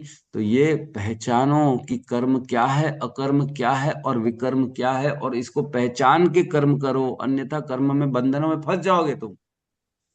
कर्मणो अपि बुद्धव्यम, पता करो कौन सा कर्म सही है। बुद्धव्यम च विकर्मणा, पता करो कि विकर्म क्या है। अकर्मण से बुद्धव्यम गहना कर्मणो गति, ये पता करो तुम कर्म क्या है, अकर्म क्या है और विकर्म क्या है, तब उन कर्मों को करो, नहीं तो कर्मों की गति बड़ी गहरी है, तुम खतरनाक स्थिति में हो, तुम फंस जाओगे कर्म करोगे तो हमें पता करना है, ये हमारा काम है। हमारे को भगवान ने बुद्धि दी, हमारे को भगवान ने शास्त्र दिए, भगवान ने हमें गुरु दिए, हमारे को भगवान ने सारी सुविधाएं दी है कि पता करो क्या करने लायक कर्म है और क्या करने लायक कर्म नहीं है, और पता करके फिर उन कर्मों को करो जो करने लायक है, और उन कर्मों को नहीं करो जो नहीं करने लायक, नहीं तो फंस जाओगे। तो सोचो, अज्ञानता में हम कितने ऐसे कर्म करते हैं जिसमें फंस जाते। आज के बच्चे केएफसी में चिकन खाते हैं, उनको पता ही नहीं है, उनको हम थोड़ी मार रहे हैं, we are not killing animals. उनको पता ही नहीं है। हम गलती से बेल्ट पहन रहे हैं, पर्स खरीद रहे हैं लेदर के, पता ही नहीं हमारे को कि खाली बोन चाइना की प्लेट में खाना खाने से हमें पाप लग रहे हैं। खाली बोन चाइना की प्लेट घर में ला लिए, बड़ा सुंदर क्रॉकरी चाहिए प्रभु हमारे को, महंगी। हम कुछ करते थोड़ी, हम तो अच्छा अच्छा बस हम सात्विक जीवन जीते। लेकिन खाली बोन चाइना की क्रॉकरी लाने से ही जितने पशुओं का बोन उसमें लगा हुआ है, उनके वध का पाप हमें 1/6 लग जाए। तो कैसे सात्विक जीवन? अज्ञानता में हम बहुत सारे ऐसे कर्म कर देते हैं जिसको हमें भोगना पड़ जाएगा। इसीलिए कहा जा रहा है ज्ञान लो, सुनो, तभी हम अपने आप को आगे सही दिशा में ले जा सकते हैं। नहीं तो हमें कर्म में बहुत बहुत खतरनाक भोगना पड़ेगा। ठीक है, यस अनिल प्रभु कहिए, क्या हरे कृष्ण कहना प्रभु जी, चाहिए? दंड प्रणाम। हरे कृष्ण जी। जी क्वेश्चन ही पूछ रहा था प्रभु जी, आपने खैर थोड़ा बहुत आंसर कर दिया। एक्चुअल में मैं यही पूछना चाह रहा था, यदि भगवत गीता में लिखा है ना, कर्म अकर्म विकर्म, तो अगर हम्म, भौतिक संसार की अगर बात करें तो ये भौतिक संसार से रिलेटेड एक सरल एग्जाम्पल के द्वारा मैं उसको और अच्छे से समझना चाहता हूँ मैं। कर्म क्या है, विकर्म क्या है, तीनों में भेद क्या है, कैसे समझ सकते हैं? अच्छा, आप और एक और क्वेश्चन। एग्जाम्पल मैं चाह रहे हैं? नहीं नहीं, मैं क्वेश्चन ही पूछना चाहता था, बट आपने स्टार्टिंग में उसका आंसर दे दिया थोड़ा सा, तो आंसर मिल गया मेरे को। बट और अच्छे से एक बार बता दीजिए। जैसे अभी बताया आपने, कर्म विकर्म। खैर कर्म विकर्म कर्म का हमने अभी तक भेद बताया नहीं, वो कल बताएंगे, हम अच्छे से गहराई से बताएंगे, इतना शॉर्ट में नहीं बताएंगे। क्योंकि कर्म का ही लॉ ऑफ कर्मा चल रहा है, तो मैं जल्दी जल्दी कुछ खत्म करना नहीं चाहता। तो कल आराम से इसके विषय में चर्चा करेंगे, कर्म क्या है, विकर्म क्या है और अकर्म क्या है। प्रभु जी, जैसे कि एक प्रभु चीज और जी पूछना था, जैसे कि 84 लाख योनियां हैं, तो 84 लाख योनि में अगर हम मनुष्य को छोड़ दें, करेक्ट, बच गए आपका 83,99,999। अब इस योनि में जितने भी जीव जंतु, सांप बिच्छू शेर, अगर वो एक दूसरे को खा रहे हैं, काट रहे हैं या फिर हिंसा कर रहे हैं, तो वो कर्म के बंधन में नहीं आता उनके लिए। लेकिन सपोज अगर मैं अगर किसी सांप को मारूंगा तो मुझे उसका पाप लगेगा, मतलब कर्म बंधन चढ़ेगा, करेक्ट? हम्म, बिल्कुल लगेगा। 4 लाख मनुष्य योनियां हैं, तो 4 लाख मनुष्य योनियों को छोड़ के जो 80 लाख योनियां हैं, उन 80 लाख योनियों में कर्म का बंधन नहीं है ना। और 4 लाख जो मनुष्य योनियां हैं उनमें कर्म का बंधन है। लेकिन जो पृथ्वी में कर्म करते हैं मनुष्य, जो इस पृथ्वी भूमि में हैं, वहां पे कर्म का विधान चलता है, अन्य जगह कर्म का विधान नहीं चलता। तो जो 3,99,999 योनियां मनुष्य की हैं, वहाँ कर्म का इतना विधान नहीं है। लेकिन मनुष्य योनि में, जो पृथ्वी में, उन पे कर्म का विधान ज्यादा लगता है। ऐसा नहीं कि बाकी योनियों में नहीं लगता, देवताओं में भी कर्म का विधान लगता है, भोगना पड़ता है। स्वर्ग में हमने देखा है कि कई बार स्वर्ग के देवताओं को भी श्राप मिल जाता है, कर्म के कारण उनको नीचे आना पड़ता है, भोगना पड़ता है। तो ऐसा नहीं है कि 4 लाख में केवल एक ही मनुष्य योनि है, नहीं नहीं, 4 लाख मनुष्य योनियों में कर्म के भेद हैं। लेकिन वो इतने ज्यादा गहरे नहीं है जितने मनुष्य योनि जो पृथ्वी में रह के करते हैं, उनमें 100% कर्म के जो है प्रभाव पड़ता है। लेकिन बाकी योनियों में जी 100% नहीं, 50%, 25% ऐसा प्रभाव पड़ता है। ठीक है प्रभु। जी जी। हरे कृष्ण। यस, यस हमारे प्रभु जी, आप 108 नाम लिखें, आपका जो है नाम भूल रहा हूँ प्रभु, पांडे मेरे ख्याल से आपका सरनेम है प्रभु, है ना? ज्योति माता के हस्बैंड जो हैं। हरे कृष्ण प्रभु प्रणाम। हरे कृष्ण। आपका क्या शुभ नाम है प्रभु जी, मैं भूल गया। शैलेंद्र नाम प्रभु जी, हैं? शैलेंद्र नाम है, शैलेंद्र शैलेंद्र। परावा। जी। जी जी, ठीक है, शैलेंद्र। यस, बताइए प्रभु जी, क्या प्रश्न? प्रभु जी, ये इस लेक्चर से ही रिलेटेड दो क्वेश्चंस हैं मेरे। हम्म। फर्स्ट तो फर्स्ट एक्चुअली जो आपने कर्मा के बताएं कि जो बुचर हैं या फिर मतलब जो सहायक होते हैं, 6 लोगों को जो पाप लगते हैं 16.664%। तो उसमें लाइक जस्ट प्रभु, मतलब मेरा क्वेश्चन है कि मैं फाइनेंस इंडस्ट्री से हूँ, तो मेरा जॉब ऐसा है कि होम लोन के लिए मुझे जो प्रोफाइल होती है, बिजनेस प्रोफाइल, उनको भी फाइनेंस करना पड़ता है। तो वैसे तो मैं ट्राई करता हूँ कि ऐसे प्रोफाइल को नहीं करता हूँ फंडिंग, बट कभी कभी ऐसा 1 या 2 बार हुआ है कि जैसे होटल है तो उसमें नॉनवेज भी होता है, या फिर मछली पालन वाले, तो उनको एक दो लोगों को फंडिंग की है, तो उसमें कहीं ना कहीं मैं भी भागी बन गया। बन गए। तो अब उसके लिए कि ब्रो, अब जैसे it's a part of my job, तो इसके लिए नहीं, कैसे क्या। जॉब का पार्ट है तो क्या दारू दुकान वाले का जॉब नहीं है क्या? वो भी तो जॉब कर रहा है, वो भी तो बोलेगा मैं क्या करूं, मेरा पार्ट ऑफ जॉब है, मैं दारू बेच रहा हूँ। है तो ये एक्सक्यूज नहीं है कि पार्ट ऑफ जॉब है। भगवान ने कहा है कि मैंने आपको बुद्धि दी है, विचार करो जो करने लायक। अभी वही चर्चा चल रही थी कि कल उसी पे चर्चा चलेगी, कर्म क्या है, विकर्म क्या है और अकर्म क्या है। कि भगवान कहते मैंने तुम्हें बुद्धि दी है, पता करो कर्म करने लायक कौन सा है, उस कर्म को करो। और पता करो जो कर्म करने लायक नहीं है उसको मत करो। और अकर्म करो। तो ये तीनों चीजों पे कल हम चर्चा करेंगे। तो आपको दिया गया है इतना विवेक है। तो आप देखो, अगर कोई सपोज करो डायरेक्ट पशु वध पे आपकी सहायता नहीं होनी चाहिए। सपोज करो कोई होटल बन रहा है नॉनवेज के लिए, तो आप उसका फंडिंग मत करो।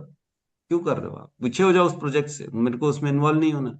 या अपने आप को जिम्मेदारी से हटा लो, वहां पे मेरा दूसरा काम है प्रभु जी। या उसका प्रोजेक्ट में आप अपनी टिप्पणी लिख दो कि मेरे को उससे कोई फर्क नहीं पड़ता, आपकी इच्छा है तो आप दो, मेरा कोई लेना देना नहीं है इसमें। मैंने मेरे हिसाब से मेरे को नहीं मालूम इनको देना चाहिए कि नहीं देना चाहिए। तो आप अपने आप को फ्री कर लो। अपने ऊपर के दायित्व मत रखो कि आपने उनको सहायता करी होटल निर्माण करने में। अगर आपका साइन आएगा, आप कहीं पे भी इन्वॉल्व होगे उनको सहायता करने के लिए, तो निश्चित तौर से पाप लग जाएगा। तो ऐसी चीजों से हमें परे रहना चाहिए। बाकी जगह फंडिंग करो ना, क्या दिक्कत है? और आप तो घर के लिए करो ना, घर में थोड़ी कोई पशुवध कर रहा है। आज घर में थोड़ी कोई मांस काट रहा है। तो घर उसमें के लिए ही हाउस होता में। है प्रभु जी, घर के लिए हाँ ही तो होता है, मतलब उनके घर के लिए रहता है। हाँ तो उनके घर के लिए है ना, उसमें पशुवध थोड़ी हो रहा है। घर बनाए आपने जो काम किया, वो घर में थोड़ी कोई ला के मुर्गा काटने वाला है। उसमें थोड़ी कोई बकरा ला ला के अपने घर के आंगन में काटने वाला है। तो आपने उनके घर के लिए सहायता करी, तो उसमें पशुवध का कोई रोल नहीं है। हाँ, पशुवध तो क्या, जहां पे काटा जा रहा है उसमें पशु वध में सहायता सहायक जो हो, जैसे जो ट्रांसपोर्टर है, जिसने उस बिल्डिंग का निर्माण किया है, जिसने टेबल का निर्माण किया है, जिसने उस चक्कू का निर्माण किया है, जिसने वहां पे रह के जो किसी भी प्रकार की सुविधाएं प्रदान करी हैं, उनके ऊपर है। ये तो घर के ऊपर थोड़ी है। घर में तो रहा जा रहा है ना, वो तो सोने के लिए आ रहा है। हो सकता है घर में उसके भगवान का जो है एक विग्रह भी हो सकता है देवी देवताओं की पूजा भी करता हो, अगरबत्ती भी करता हो घर में रह के। तो घर के निर्माण में थोड़ी कोई पशुवध हो रहा है, तो घर में कोई प्रॉब्लम नहीं। अगर कोई ऐसा व्यक्ति है जो घर में भी ला के मुर्गा बकरा काट रहा है, तो आप उसके घर का फाइनेंस नहीं कर सकते। वैसे मैं अवॉइड करता हूँ, बट अभी और क्लियरिटी आ गई तो और भी अवॉइड ही करूंगा। और यस। प्रभु जी, सेकेंड क्वेश्चन है, जैसे आप बता रहे थे कि हम यदि भगवान के लिए कुछ कार्य करते हैं तो उसके पाप नहीं लगते हैं, तो उससे रिलेटेड एक एक प्रचलन है, एक कि काफी जगह है कि हम भगवान के लिए बलि देते हैं। किसी किसी, हम्म। जैसे साउथ इंडिया में हो गया या कहीं भी हो गया। जैसे मैं नेपाल गया था तो वहां पर एक देवी है, वहां पर वो क्या बोलते हैं, मुर्गे और ये सब काटते हैं। तो वो फिर वो अपने खुद खाते नहीं है, लेकिन देवी देवताओं के नाम पे चढ़ा देते हैं। तो उस वो कैसे रिलेट करें इसको, कि हम तो वो चाहते हैं कि हम्म। भगवान ये देवी देवताओं के लिए कर रहे हैं। देखो, सबसे पहली बात तो भगवान एक ही है, एकला प्रभु कृष्ण और सब भृत्य। भगवान एक ही है, कृष्ण है, राम है, विष्णु है। ये देवी देवता भगवान नहीं होते, है ना? सबसे पहली बात मुख्य, ये देवी देवता जीव होते हैं, ये भी जन्म मृत्यु के चक्र में रहते हैं। और कोई भी देवी देवता जो है वह बलि नहीं स्वीकार करता। किसी शास्त्र में बलि का विधान नहीं है कि बलि देने से प्रसन्न हो जाते हैं, ऐसा नहीं। बलि देने का कर्म कांड में कहाँ कहाँ पे वर्णन है, जहाँ जो व्यक्ति जो होता है उनकी जो नेगेटिव, जो तांत्रिक या इस टाइप के जो लोग होते हैं, वो लोग ये सब काम करते हैं, है ना? अपने खुशी के लिए दूसरा का वध करना, ये कहीं पे भी इसका वर्णन नहीं है। तो ये निश्चित तौर से सभी कर्म के बंधन में फंसेंगे, सबको उसको भोगना पड़ेगा। चाहे देवी देवता को चढ़ा लो, किसी को भी चढ़ा लो, ऐसा कुछ भी नहीं है। हमने जहां तक पढ़ा है ऐसा नहीं है कि अगर कोई बलि देगा तो उसके कर्म से वो मुक्त हो जाएगा, निश्चित तौर से नहीं। तो ये खाली एक्सक्यूजेज हैं कि हमने यहाँ पढ़ा है, हमने वहां पढ़ा है, ये देना है, वो देना है। हमने जितना पढ़ा है भगवत गीता में, सभी कर्म का बंधन लगेगा, और वो केवल केवल भगवान के लिए। मैंने बता दिया ना, त्यागी कौन कौन से होते हैं जिनको कर्म के बंधन से मुक्त किया जाता है। केवल वही कर्म के बंधन से मुक्त हो सकते हैं, अन्यथा वह मुक्त नहीं होगा, चाहे देवताओं को दे दे, चाहे किसी को भी दे दे। एक्चुअल में देवता खुद कर्म के बंधन में फंसे हुए हैं, है ना। कर्म के बंधन में फंसे हैं, इसीलिए वो देवता बने। उन्होंने भक्ति तो करी, लेकिन कहीं ना कहीं उनकी इच्छाएं थी, उन्होंने इच्छा त्यागी नहीं। उनके अंदर इच्छा थी कि मैं स्वर्ग में भोग भी कर लूं। कर्म के बंधन के कारण तो उनको स्वर्ग भेजा गया है।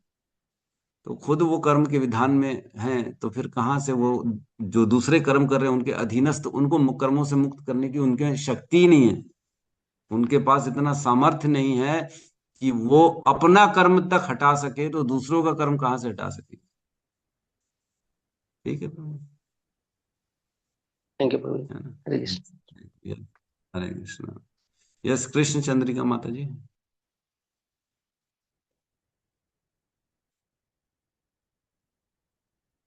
कृष्ण चंद्रिका माता जी सुन पा रही हैं? हरे कृष्ण प्रभु जी, दंडवत प्रणाम। प्रभु हाँ, जी, प्रणाम। जैसे, जो प्रशासक होते हैं तो उनको भी इस वक्त का वो भुगतना पड़ता है। तो प्रशासक तो हम ही चुनते हैं प्रभु जी, तो फिर हमें भी कहीं ना कहीं लगता ही होगा, मतलब जैसे हम हाँ, वोट मैंने तो देते हैं बोला ही, वैसे।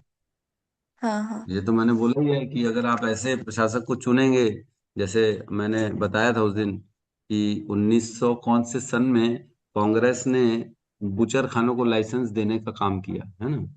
बूचर खानों को लाइसेंस किसने दिया? कांग्रेस ने दिया। और मेरे ख्याल से पता नहीं किसने, शायद इंदिरा गांधी ने, पता नहीं किसने दिया था, 1985 90 के आसपास दशक में उन्होंने इस कानून को लाया, और कांग्रेस वालों ने पारित कर दिया। तो कांग्रेस का जो भी समर्थन करेगा, निश्चित तौर से उसको भी भोगना पड़ जाएगा, क्योंकि उन्होंने प्रशासक ऐसा चुना। जी प्रभु जी। निश्चित तौर से ये जो हमें धर्म के विधानों को समझना पड़ेगा, और ऐसे लोगों को जो अधर्म करते हैं, जो ऐसे लोगों को प्रोत्साहन देते हैं कि पशुवध हो पशुवध हो, तो ऐसे लोगों को हम अगर सहयोग करेंगे तो हम भी उसमें सहभागी कहलाएं। हमको इनसे बचना चाहिए। जी यस, गौतम बुद्ध प्रभु। हरे कृष्णा प्रभु जी, दंडवत प्रणाम। हाँ। प्रभु जी, जैसे हम भगवान की सेवा के लिए से मृदंग वगैरह यूज करते हैं या ये अलग अलग इंस्ट्रूमेंट, तो प्रभु जी उसमें जैसे गौ मतलब जानवरों का कुछ कुछ मतलब वैसे यूज करते हैं, तो प्रभु जी उसको कैसे समझ सकते हैं? तो प्रभु ऐसा है, जो भगवान की सेवा के लिए अगर सपोज करो कोई चमड़े का बेल्ट वेल्ट यूज हो रहा है, वो जनरली पहले क्या कानून था कि जो ऑटोमेटिक मृत हो जाते हैं ना, जिसको मारा नहीं जाता, जो आखिरकार जो खुद ब खुद मर जाए जानवर, ऐसे जानवरों के अवशेष से हम बना सकते हैं। उसमें पाप नहीं है, क्योंकि हमने नहीं मारा उसको। और मृदंग बनाने के लिए नहीं मारा हमने, मरा हुआ था तो उससे मृदंग बना लिया। भेद है दोनों में। मृदंग मारने के लिए बनाना, मारना, मृदंग बनाने के लिए मारना, और मरे हुए से मृदंग बनाना, दोनों में भेद है। सपोज करो, है ना, एक आलू है या एक गाजर है, जो रूट होती है गाजर होती है ना, जो जड़ होती है गाजर, हम जानते हैं। गाजर जो होती है उसको पूरा निकाला जाता है, और उसको काट के हम भगवान की सेवा में लगा दिए, और उसको प्रसाद पवा के बंटवा दिए, तो कोई पाप है क्या? नहीं, क्योंकि हमने उसको पहले भगवान को ऑफर किया है, और हमने भगवान को उसका भोग लगाया है, फिर हम उसको खा रहे हैं। उसी प्रकार अगर कोई मरा हुआ जीव है, हम उसके अवशेषों को अगर भगवान की सेवा में यूज कर रहे हैं, तो ये किसी भी प्रकार का कोई पाप नहीं है, बल्कि उस जीव का उद्धार है। अगर उसके अवशेष किसी भी प्रकार से भगवान की सेवा में उपयोग हो सके, तो उस जीव को, उस पशु को निश्चित तौर से अगला जीवन जो है मनुष्य का मिलता है, और उसे भक्ति करने का जो है मौका मिलता है। क्यों? क्योंकि उसने अपने अंगों से या अपने शरीर के किसी भी अंग से भगवान की सेवा करने में सहायता कर डाली। तो ये तो बहुत अच्छा, उनके लिए अच्छा है, जिस जीव जो मर चुका है उसके अवशेषों पे। ठीक है प्रभु, लेकिन मार जी के प्रभु। बनाना ये नहीं चाहिए, ये गलत है। प्रभु जी, एक चीज और पूछना था। प्रभु जी, जैसे मान लीजिए कोई चाकू बनाने वाली फैक्ट्री है, बट उसका उद्देश्य ऐसा नहीं है कि इससे मैं किसी जानवर की हत्या करने वाला हूं। बस उसका उद्देश्य है कि मैं चाकू बनाता हूँ। तो प्रभु जी उसको कैसे पाप लगे? अब कोई उसको कीचड़ हाँ, में यूज कर वो रहा है। अच्छा प्रश्न, अच्छा प्रश्न है। अगर उसका उद्देश्य केवल चाकू बनाना है, अच्छे से जो है गृहस्थियां जो माताएं हैं उनकी हेल्प करना है, वो घर में बढ़िया चाकू बनाए, चाकू से सब्जी काटे, भगवान को भोग लगाए, फल लगाएं, जो भी है, लेकिन पशु वध ना करें, तो ऐसे चाकू बनाने वाले के ऊपर कोई भी प्रकार का बंधन नहीं है। लेकिन सब्जेक्ट टू कंडीशन है, चाकू का शेप, साइज, और वो जो है केवल ऐसा ही होना चाहिए जिससे पशु वध ना हो। जिसने खास बनाया, उसकी डिजाइनिंग चाकू की ऐसी करी है कि इससे बकरे का फटाफट आराम से गला कट जाए, उसकी चमड़ी निकल जाए, तो उसको बंधन लग जाए। अगर उसने ऐसा विचार किया कि नहीं नहीं, मैं पशुवध के लिए नहीं बना रहा हूं, मैं केवल ये गृहस्थों के लिए बना रहा हूं, तो फिर कोई बंधन नहीं है। लेकिन बनाने की डिजाइन में ऐसा है कि नहीं नहीं, ये थोड़ा पशुवध के लिए रहे, इससे आराम से जो है मांस कट जाए, तब उसके अंदर बंधन लग जाएगा। थैंक यू प्रभु जी। यस प्रभु, यस सुमधुर प्रभु।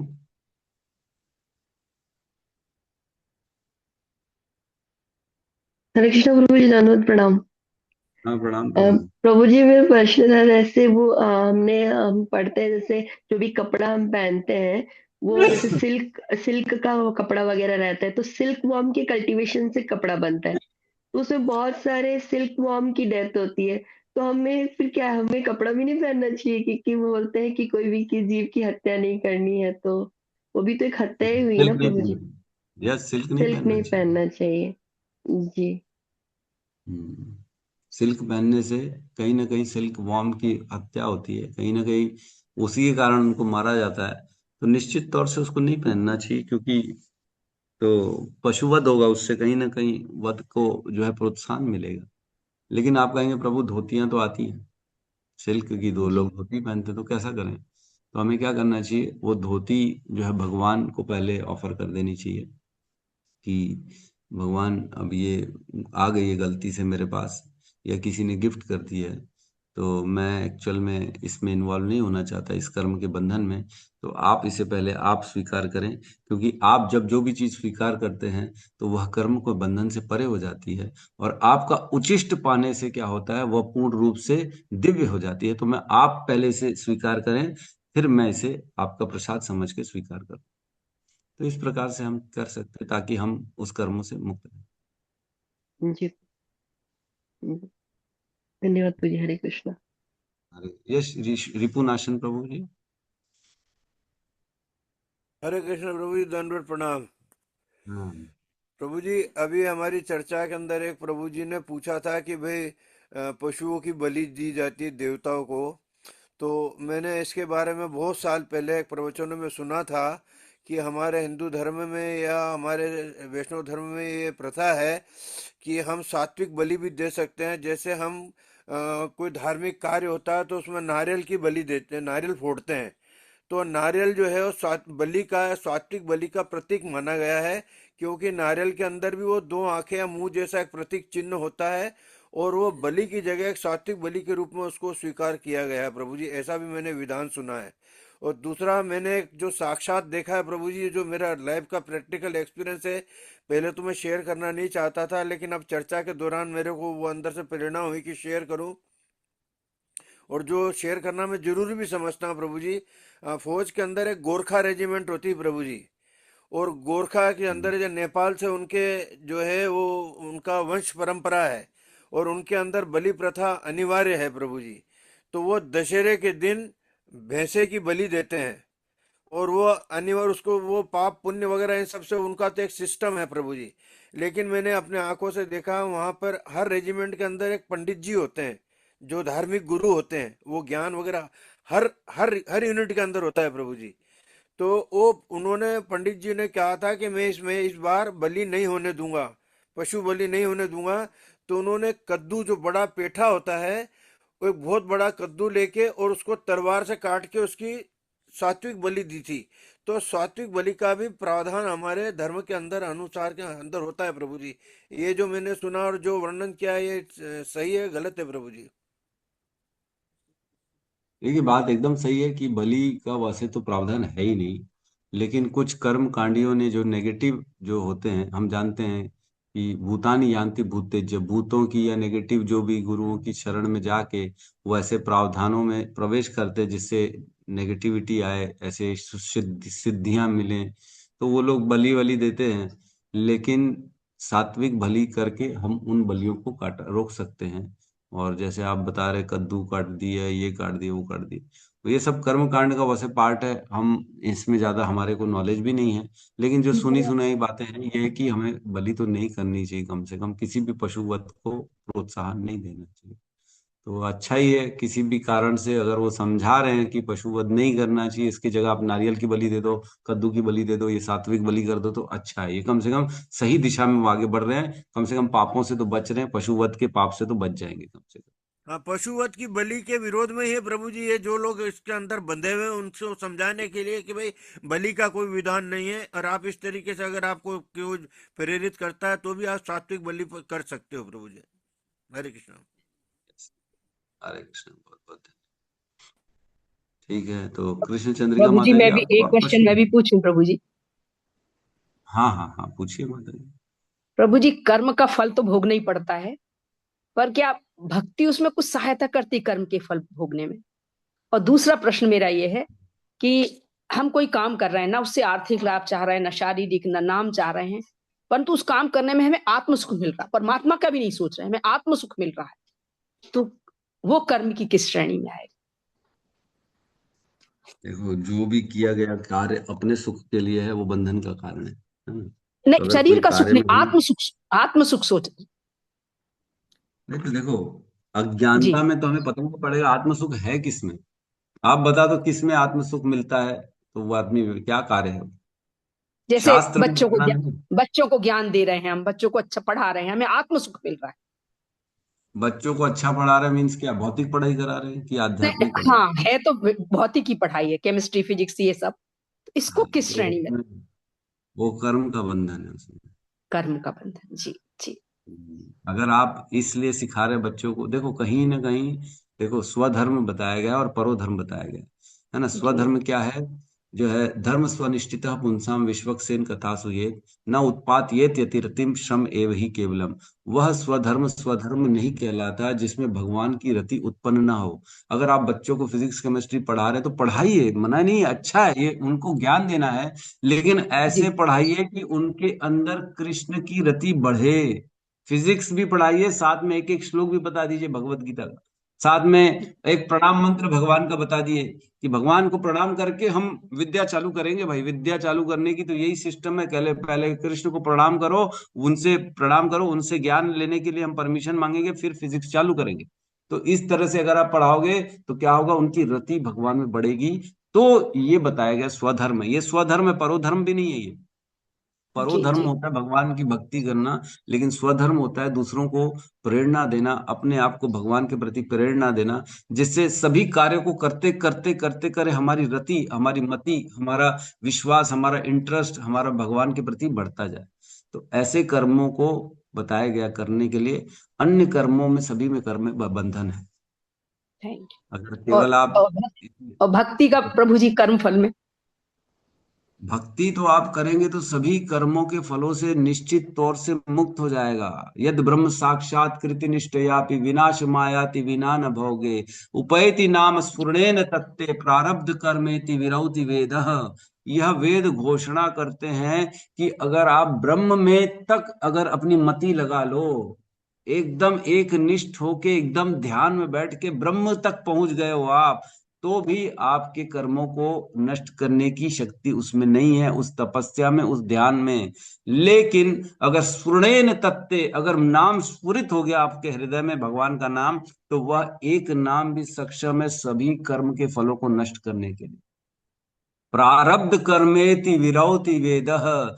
जो प्रारब्ध में सारे कर्म हैं उससे विरौति, विरक्ति मिल जाती है व्यक्ति को। यह वेद घोषणा करते हैं कि अगर एक बार भी भगवान का नाम स्फुरित हो गया तो सभी कर्म के बंधनों से व्यक्ति मुक्त हो जाता है। ये कहते हैं, थैंक नाम अष्टकम, हमारे रूप गोस्वामी हैं, उनका वर्णन है। खैर ये तो भगवान कहते ही भगवत गीता में, है ना, सर्वधर्मान परित्यज्य मामेकम शरणम व्रज अहम त्वं सर्व पापेभ्यो मोक्षयिष्यामि मा शुच। हे अर्जुन, जो मेरे शरण में आ जाता, एक माम एकम, द्विकम नहीं, त्विकम नहीं, चौकम नहीं, माम एकम, जो मेरे एक की शरण में आता है ना, दुर्गा जी का भी पाठ चल रहा है, गणेश जी का भी पाठ चल रहा है, साथ में कृष्ण का भी चल रहा है, तो ये क्या हो गया, 3 हो गए। लेकिन अगर केवल कृष्ण की शरण में जा रहे हैं हम, सरेंडर तो कृष्ण की शरण में करेंगे, बाकी सब भगवान के द्वारा ही तो मैनेज किए जा रहे हैं, तो हम उनकी भी रिस्पेक्ट करेंगे, उनकी भी पूजा करेंगे, लेकिन सरेंडर केवल कृष्ण के सामने करेंगे, तब भगवान हमें सभी पापों से मुक्त कर देंगे। ठीक है माता जी? जी माता जी, प्रभु जी। यस, कोई और? माता ठीक जी है। का एड्रेस था।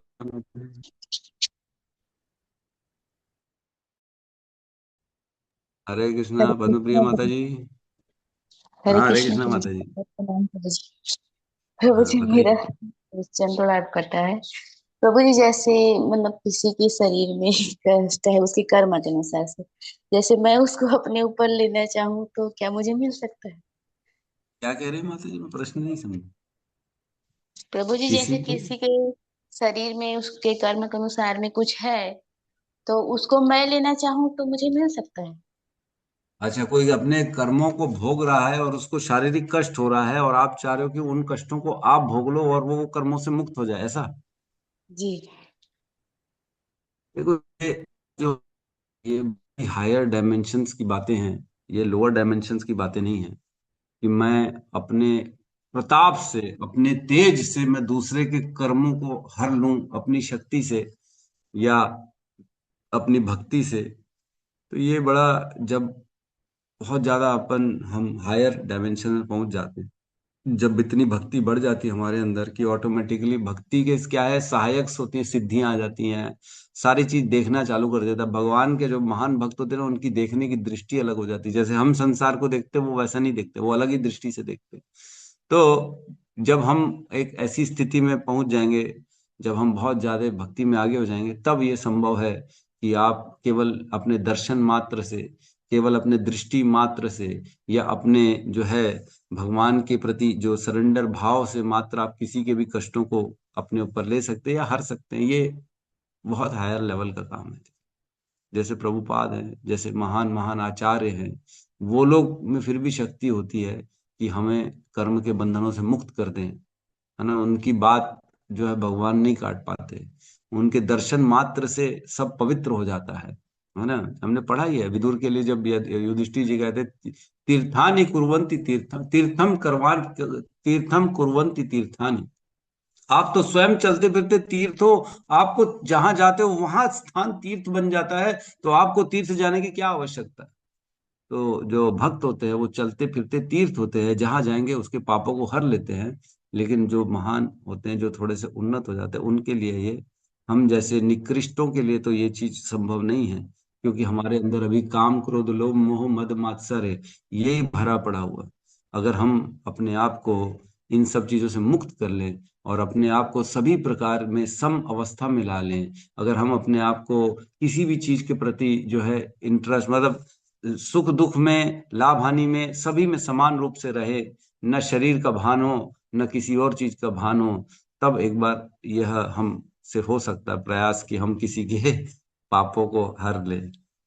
लेकिन फिलहाल मेरे को नहीं लगता कि, लेकिन आप बड़े उन्नत हैं, आप बड़े मतलब आप तो, आपकी भावनाएं मैं जानता हूँ माता जी, बहुत सिंसियर है, बहुत बहुत ज्यादा डेडिकेटेड है।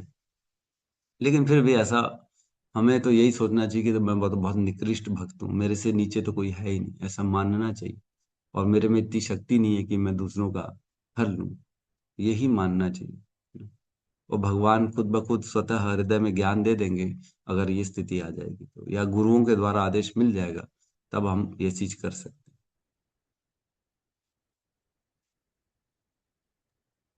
ठीक है। जी। जी। बस ठीक है, हम यहाँ पे क्लास को विराम देते हैं। लॉ ऑफ कर्मा कल भी चलेगा हमारा, कोशिश करेंगे कल इसको क्लोज करने की, अगर कल नहीं हो पाया तो एक दिन और चलेगा लॉ ऑफ कर्मा, क्योंकि बहुत गहरे हैं ये विषय, जब चालू होते तो बंद हो ही नहीं पाते हैं, और डाउट्स इतने होते हैं कि क्लियर करना ही पड़ता है। तभी हम एक्चुअल में कर्म को थोड़ा बहुत समझ पाएंगे अपनी बुद्धि से।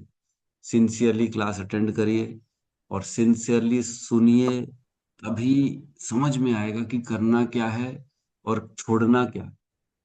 क्या करने से क्या मिलेगा, क्या छोड़ने से क्या मिलेगा, और करना है किस भाव से करना है, ये बहुत ज्यादा इंपॉर्टेंट। तो हमें ध्यान देना चाहिए। सुनेंगे तो समझ में आए, है ना, नहीं तो नहीं समझ में। बिना सुने कुछ समझ में आते हैं क्या? नहीं आए।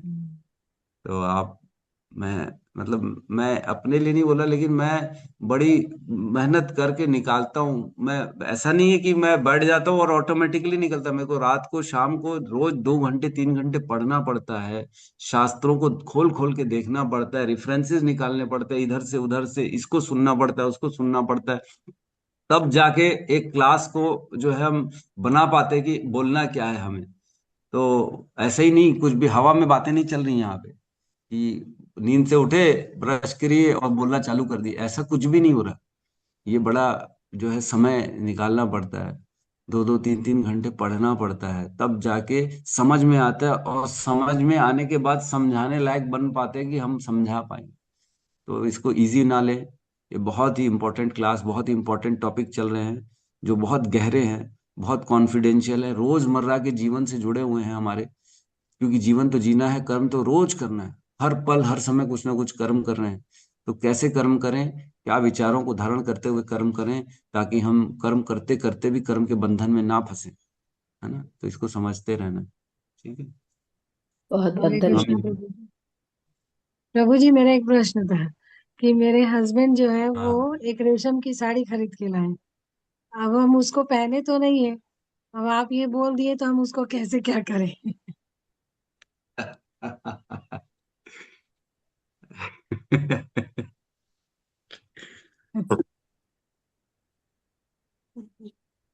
ला दिए हैं, पहने नहीं है। ठीक है, उसको भगवान को ऑफर कर दीजिए पहले, और आगे से मना कर दीजिए कि ये सब मैं नहीं पहनती करके, ना लाए तो ज्यादा बेहतर होगा। भगवान और तो उसको रेशम की स्वीकार भी नहीं साड़ी तो, करेंगे। हाँ, भगवान रेशम की स्वीकार रेशम साड़ी का तो बैग बहुत बोला ही है। कॉस्टली होती है, वो किसी को दे भी नहीं सकते। क्यों नहीं दे सकते? दे दो, बल्कि अच्छा दे दो। कर्मों से दूर रहो। मैंने अपने घर के सारे बोन चाइना के, मैंने कहा सबको दे दे भैया, हमारे घर में नहीं रखना। तो जिसको जो उसको लगता है, कभी कोई आता है भाई बहन जो भी आता है, उसको 2 4 कप प्लेट दे देती है। वो मेरी घरवाली सब खत्म कर रही धीरे धीरे, क्योंकि यूज तो करने नहीं देगी। तो इस प्रकार हमको दे देना चाहिए सारे कार, जो घर में जो लेदर है, बोन चाइना है, सिल्क है, फिल्क है, ये सब नहीं रखना चाहिए हमें। दे दे, खत्म। बेटर रहेगा, बेटर रहेगा दे देना, पहनने से तो। ठीक है माता जी। प्रभु जी अब जैसे उसमें करने का अगर प्रभु हम जी किसी जैसे को दे दें तो? प्रभु जी जैसे माता जी, मृग चर में पहले बिछाते थे, यदि मान लो वो घर में पड़ा है तो फिर क्या करें? देखो ऐसा है, मृग चर्म है, वो इसलिए बिछाया जाता था पहले कि मरा हुआ था तो उसको मरे हुए का चर्म निकाल के बैठा जाता था, ताकि उसमें तपस्या करे और नीचे जीव जंतु आके परेशान ना करे। लेकिन अच्छा। आजकल तो क्या हो गया, खास तौर से चर्म के लिए मारा जाता है पशुओं को, तो वो निश्चित तौर से पाप तो पड़ेगा उसमें, उसको यूज नहीं करना चाहिए। क्योंकि मरे हुए का नहीं निकाला, खास तौर से मार के निकाला गया, दोनों भेद है। तो आपको ज्ञान नहीं है, मरे हुए का है तब तो ठीक है, लेकिन मार के निकाला गया है तो फिर तो पाप है उसमें। तो उसको नहीं यूज करना चाहिए, बेटर है यही। ठीक है, माता जी को टेंशन हो गई होगी, अब सिल्क की साड़ी ले रही, कैसे करे? प्रभु हरे जी हम कृष्णा। लोग अब हरे बताओ। कृष्णा प्रभु जी। हरे कृष्णा प्रभु जी, दंडवत प्रणाम। पहले लेकिन हम लोग सुनते आते थे कि सिल्क की साड़ी शुद्ध होती है और उसी को पहन के पूजा पाठ किया जाता है। हाँ। पहले हम लोग सुनते थे ऐसा। लेकिन अभी तो कर्म की गति जो सुन रहे हैं, लॉ ऑफ कर्मा जो सुन रहे हैं, तो ये तो एकदम गलत है, पूरा विपरीत है। हाँ, और जब समझ में आ जाता है, ज्ञान आ जाता है, तो जी आप खुद भी डिसाइड कर सकते हो, हाँ भाई उसको जी बनाने के लिए तो मारा जी। गया है ना, नहीं वो, सेल कौन हाँ वो तो होता समझते हैं, क्योंकि वो कीड़े से ही निकलता है। तो किसी को है। हत्या करके ही तो निकाला जा रहा है। लेकिन पहले के लोग वैसे ही बोलते थे कि रेशम की साड़ी मैंने शुद्ध रहती, उसको पहन के हाँ पूजा पाठ किया जाता। हम लोग ये पहले से हमारे मैंने पूर्वजों से मैंने सुनकर आए हैं ये चीज। लेकिन अभी जब पढ़ रहे हैं तो ये चीज एकदम जस्ट एकदम ऑपोजिट है। और मैं भी ये तो मृत चैन के बारे में माता जी बता रही हूँ, उसको भी मैं यही चीज समझ रही हूँ कि उसको लोग साधु संत लोग पहले उसमें बैठ बैठ के मैंने वो करते थे, तपस्या करते थे। लेकिन वो भी गलत थी। और कैसे जानेंगे कि वो मृत है या मार कर किया गया है कि नहीं। पहले के राजा महाराजा लोग तो मार के ही लाते थे प्रभु जी, और उसको बनाते थे और वो करते थे। देखो, राजाओं के लिए मारना अलाउड है दोनों। अब फिर आप दूसरे एक और दूसरा एस्पेक्ट पकड़ लिए, कोई राजा जी अगर जा रहा है जंगल में किसी शेर को मार रहा है, तो राजा को अलाउड है, राजा को उसका भय, उसका नहीं लगेगा कर्म का बंधन। क्यों नहीं लगेगा? क्योंकि वो क्षत्रिय है। अगर वह प्रैक्टिस नहीं करेगा तो युद्ध में कैसे मारेगा लोगों को, और प्रैक्टिस कैसे करेगा वो?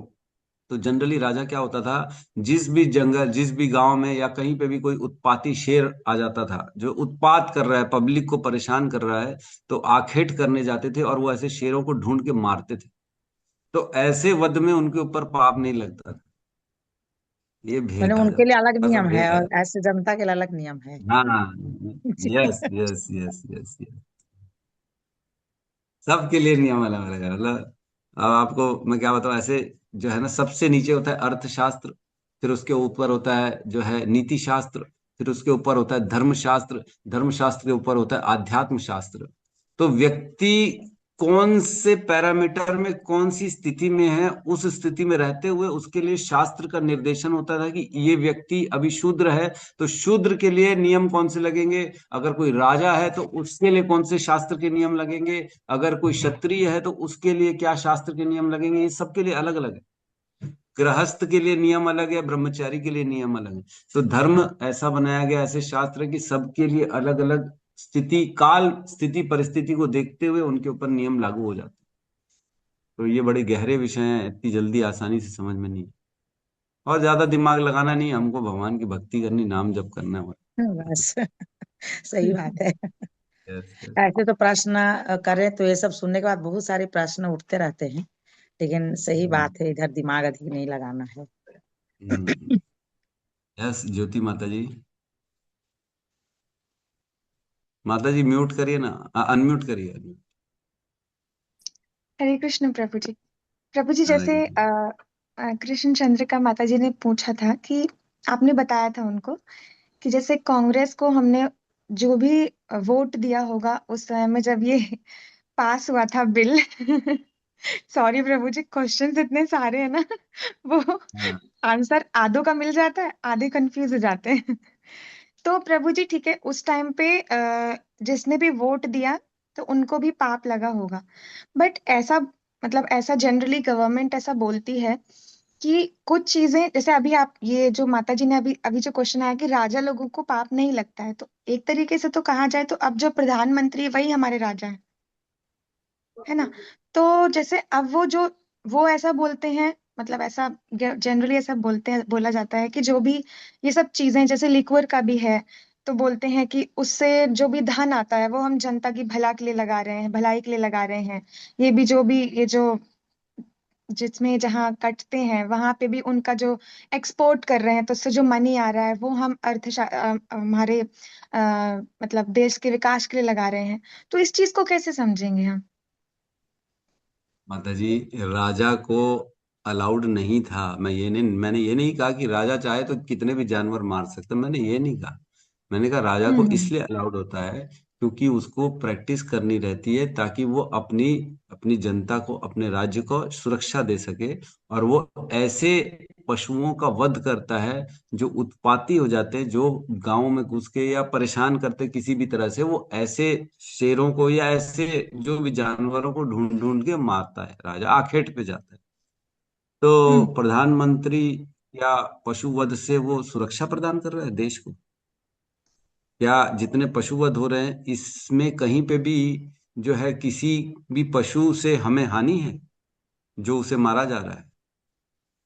नहीं, हानि तो नहीं है मेरे ख्याल से। कौन सा मुर्गा आपको परेशान कर रहा है? कौन सा बकरा आपको ऐसा जीवन आपका जो है संकट में आ गया किसी बकरे के जीवन से? ऐसा तो कुछ भी नहीं।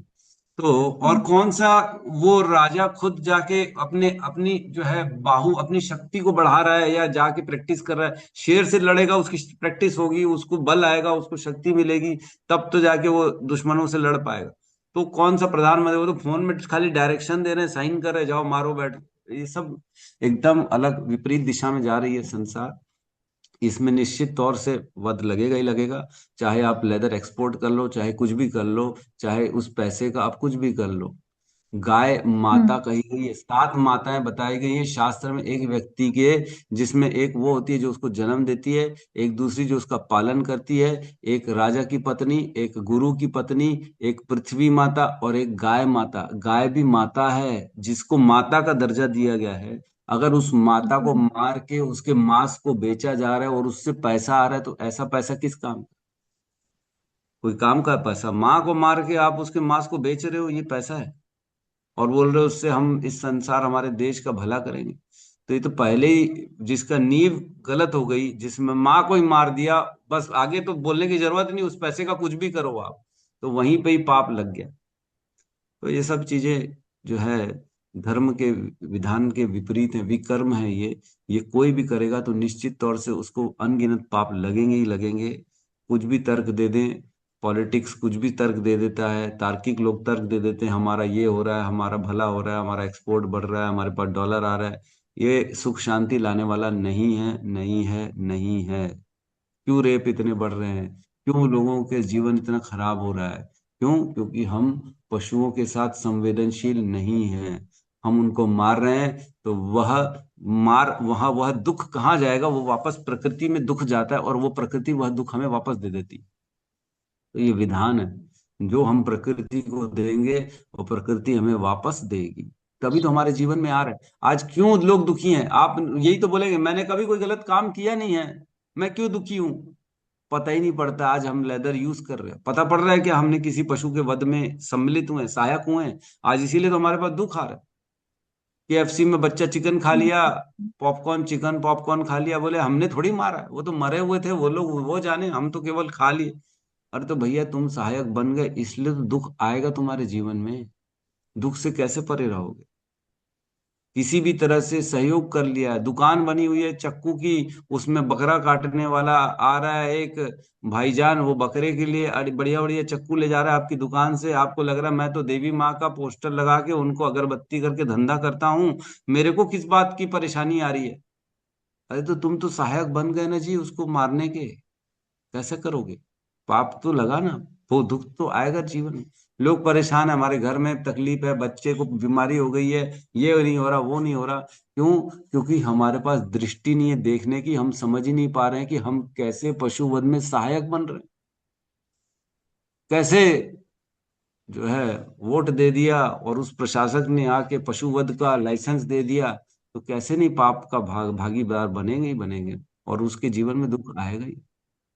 ऐसे ही थोड़ी प्लेन क्रैश हो रहे हैं, ऐसे ही लोग इकट्ठे 100-100 लोग मर जाते प्लेन के अंदर। क्यों मर गए? उन्होंने क्या किया? पता ही नहीं पड़ता।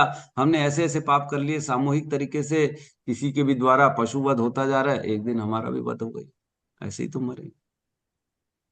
तो दुख आता इसीलिए है जीवन में। जी ठीक प्रभु है। जी। हरे हरे कृष्ण। प्रभु जी यस हरे कृष्ण। ऋतिक, यस कुछ बोलना चाहते हैं प्रभु जी?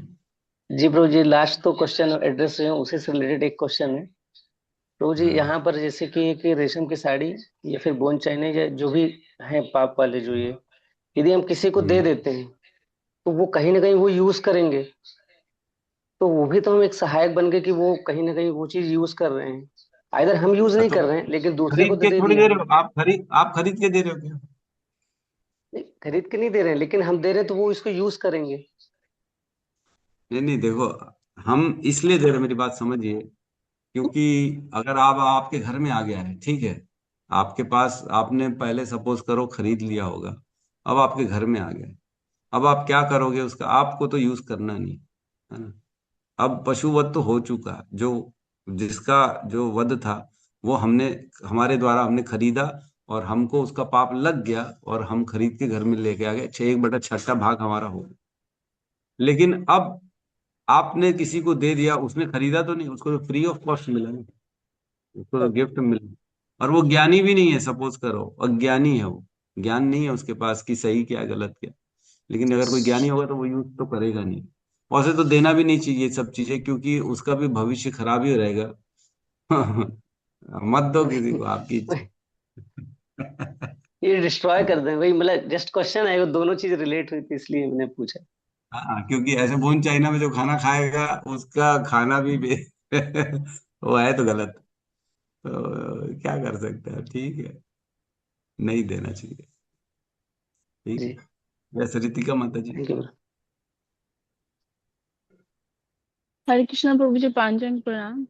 हाँ प्रभु माता। जी, मेरा क्वेश्चन है, जैसे मतलब अभी तो बहुत ज्यादा दुष्कर्म वगैरह होता है, तो जैसे सरकार सजा भी देते हैं उन मतलब जो लोग दुष्कर्म करते हैं, तो वो रास्तिक में आएंगे या तामसिक में या सात्विक में? मतलब जो दुष्कर्म कर रहा है वो, कि जो सजा सरकार उसको पनिशमेंट दे रही है, कौन किसकी बात कर रहा है? जो प्रशासक है, तो जो जो करने वाला है? जी जी, जो दुष्कर्म करते हैं और जो सजा देते हैं, तो मतलब जो दुष्कर्म कर रहा है वो तामसिक में आएगा या राजसिक में आएगा?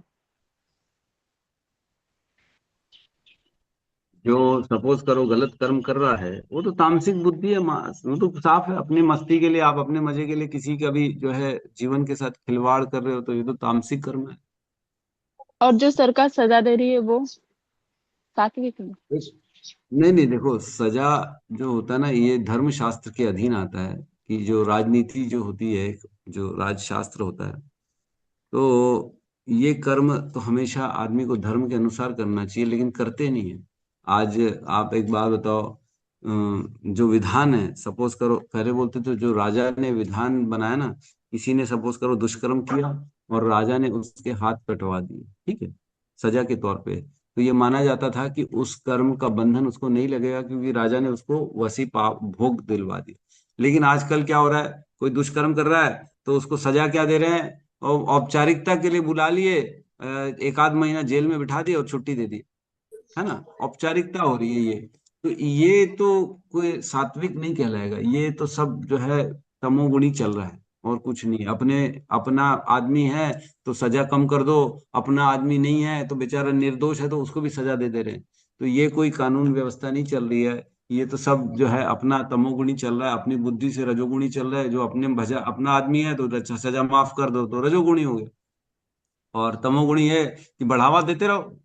ये तो ऐसी हैं इन लोगों का, तो ऐसी तैसी करो अपने, जो भी है। हम किसी संप्रदाय के लिए क्या बोले, तो ये सब माता जी राजोगुणी तमोगुणी चल रहा है, और कुछ नहीं चल रहा।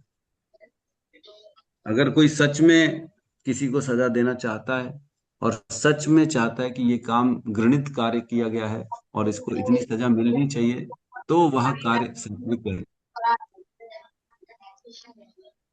और प्रभु जी, जैसे सपोज कीजिए मतलब बंद कर भाई दे, बहन चला है, और अगर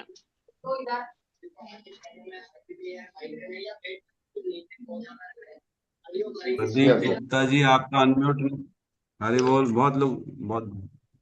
चालू ठीक है कहाँ माता जी। किए थे तुम? अरे भैया आप दिशा आ गया। निशा। म्यूट भी नहीं, म्यूट भी नहीं हो रहा है। ठीक है माता जी, कल प्रश्न लेते हैं, और क्या अपन। जी जी। वैसे भी आज समय ज्यादा हो गया, आज का सत्र को हम यहाँ पे विराम देते हैं। सब मिल के हरे कृष्ण महामंत्र का उच्चारण करते हैं। हरे कृष्णा हरे कृष्णा हरे हरे कृष्णा कृष्णा कृष्णा कृष्ण कृष्णा कृष्ण हरे हरे हरे राम हरे हरे राम राम राम राम राम राम हरे हरे। हरे। ग्रंथराज श्रीमद् भागवतम की जय। जय समस्त भक्त वृंद की जय। जय जगत गुरु शील प्रभुपाद की जय। जय। हरि हरि बोल। हरि हरि हरे बोल। कृष्ण प्रभु जी, हरे दंडवत कृष्णा। थैंक प्रणाम। यू प्रभु जी, हरे हरे कृष्ण कृष्ण प्रभु प्रभु जी। जी, दंडवत दंडवत प्रणाम, प्रणाम। दंडवत हरे प्रणाम। कृष्ण प्रभु प्रणाम। हरे कृष्ण। हरे कृष्ण।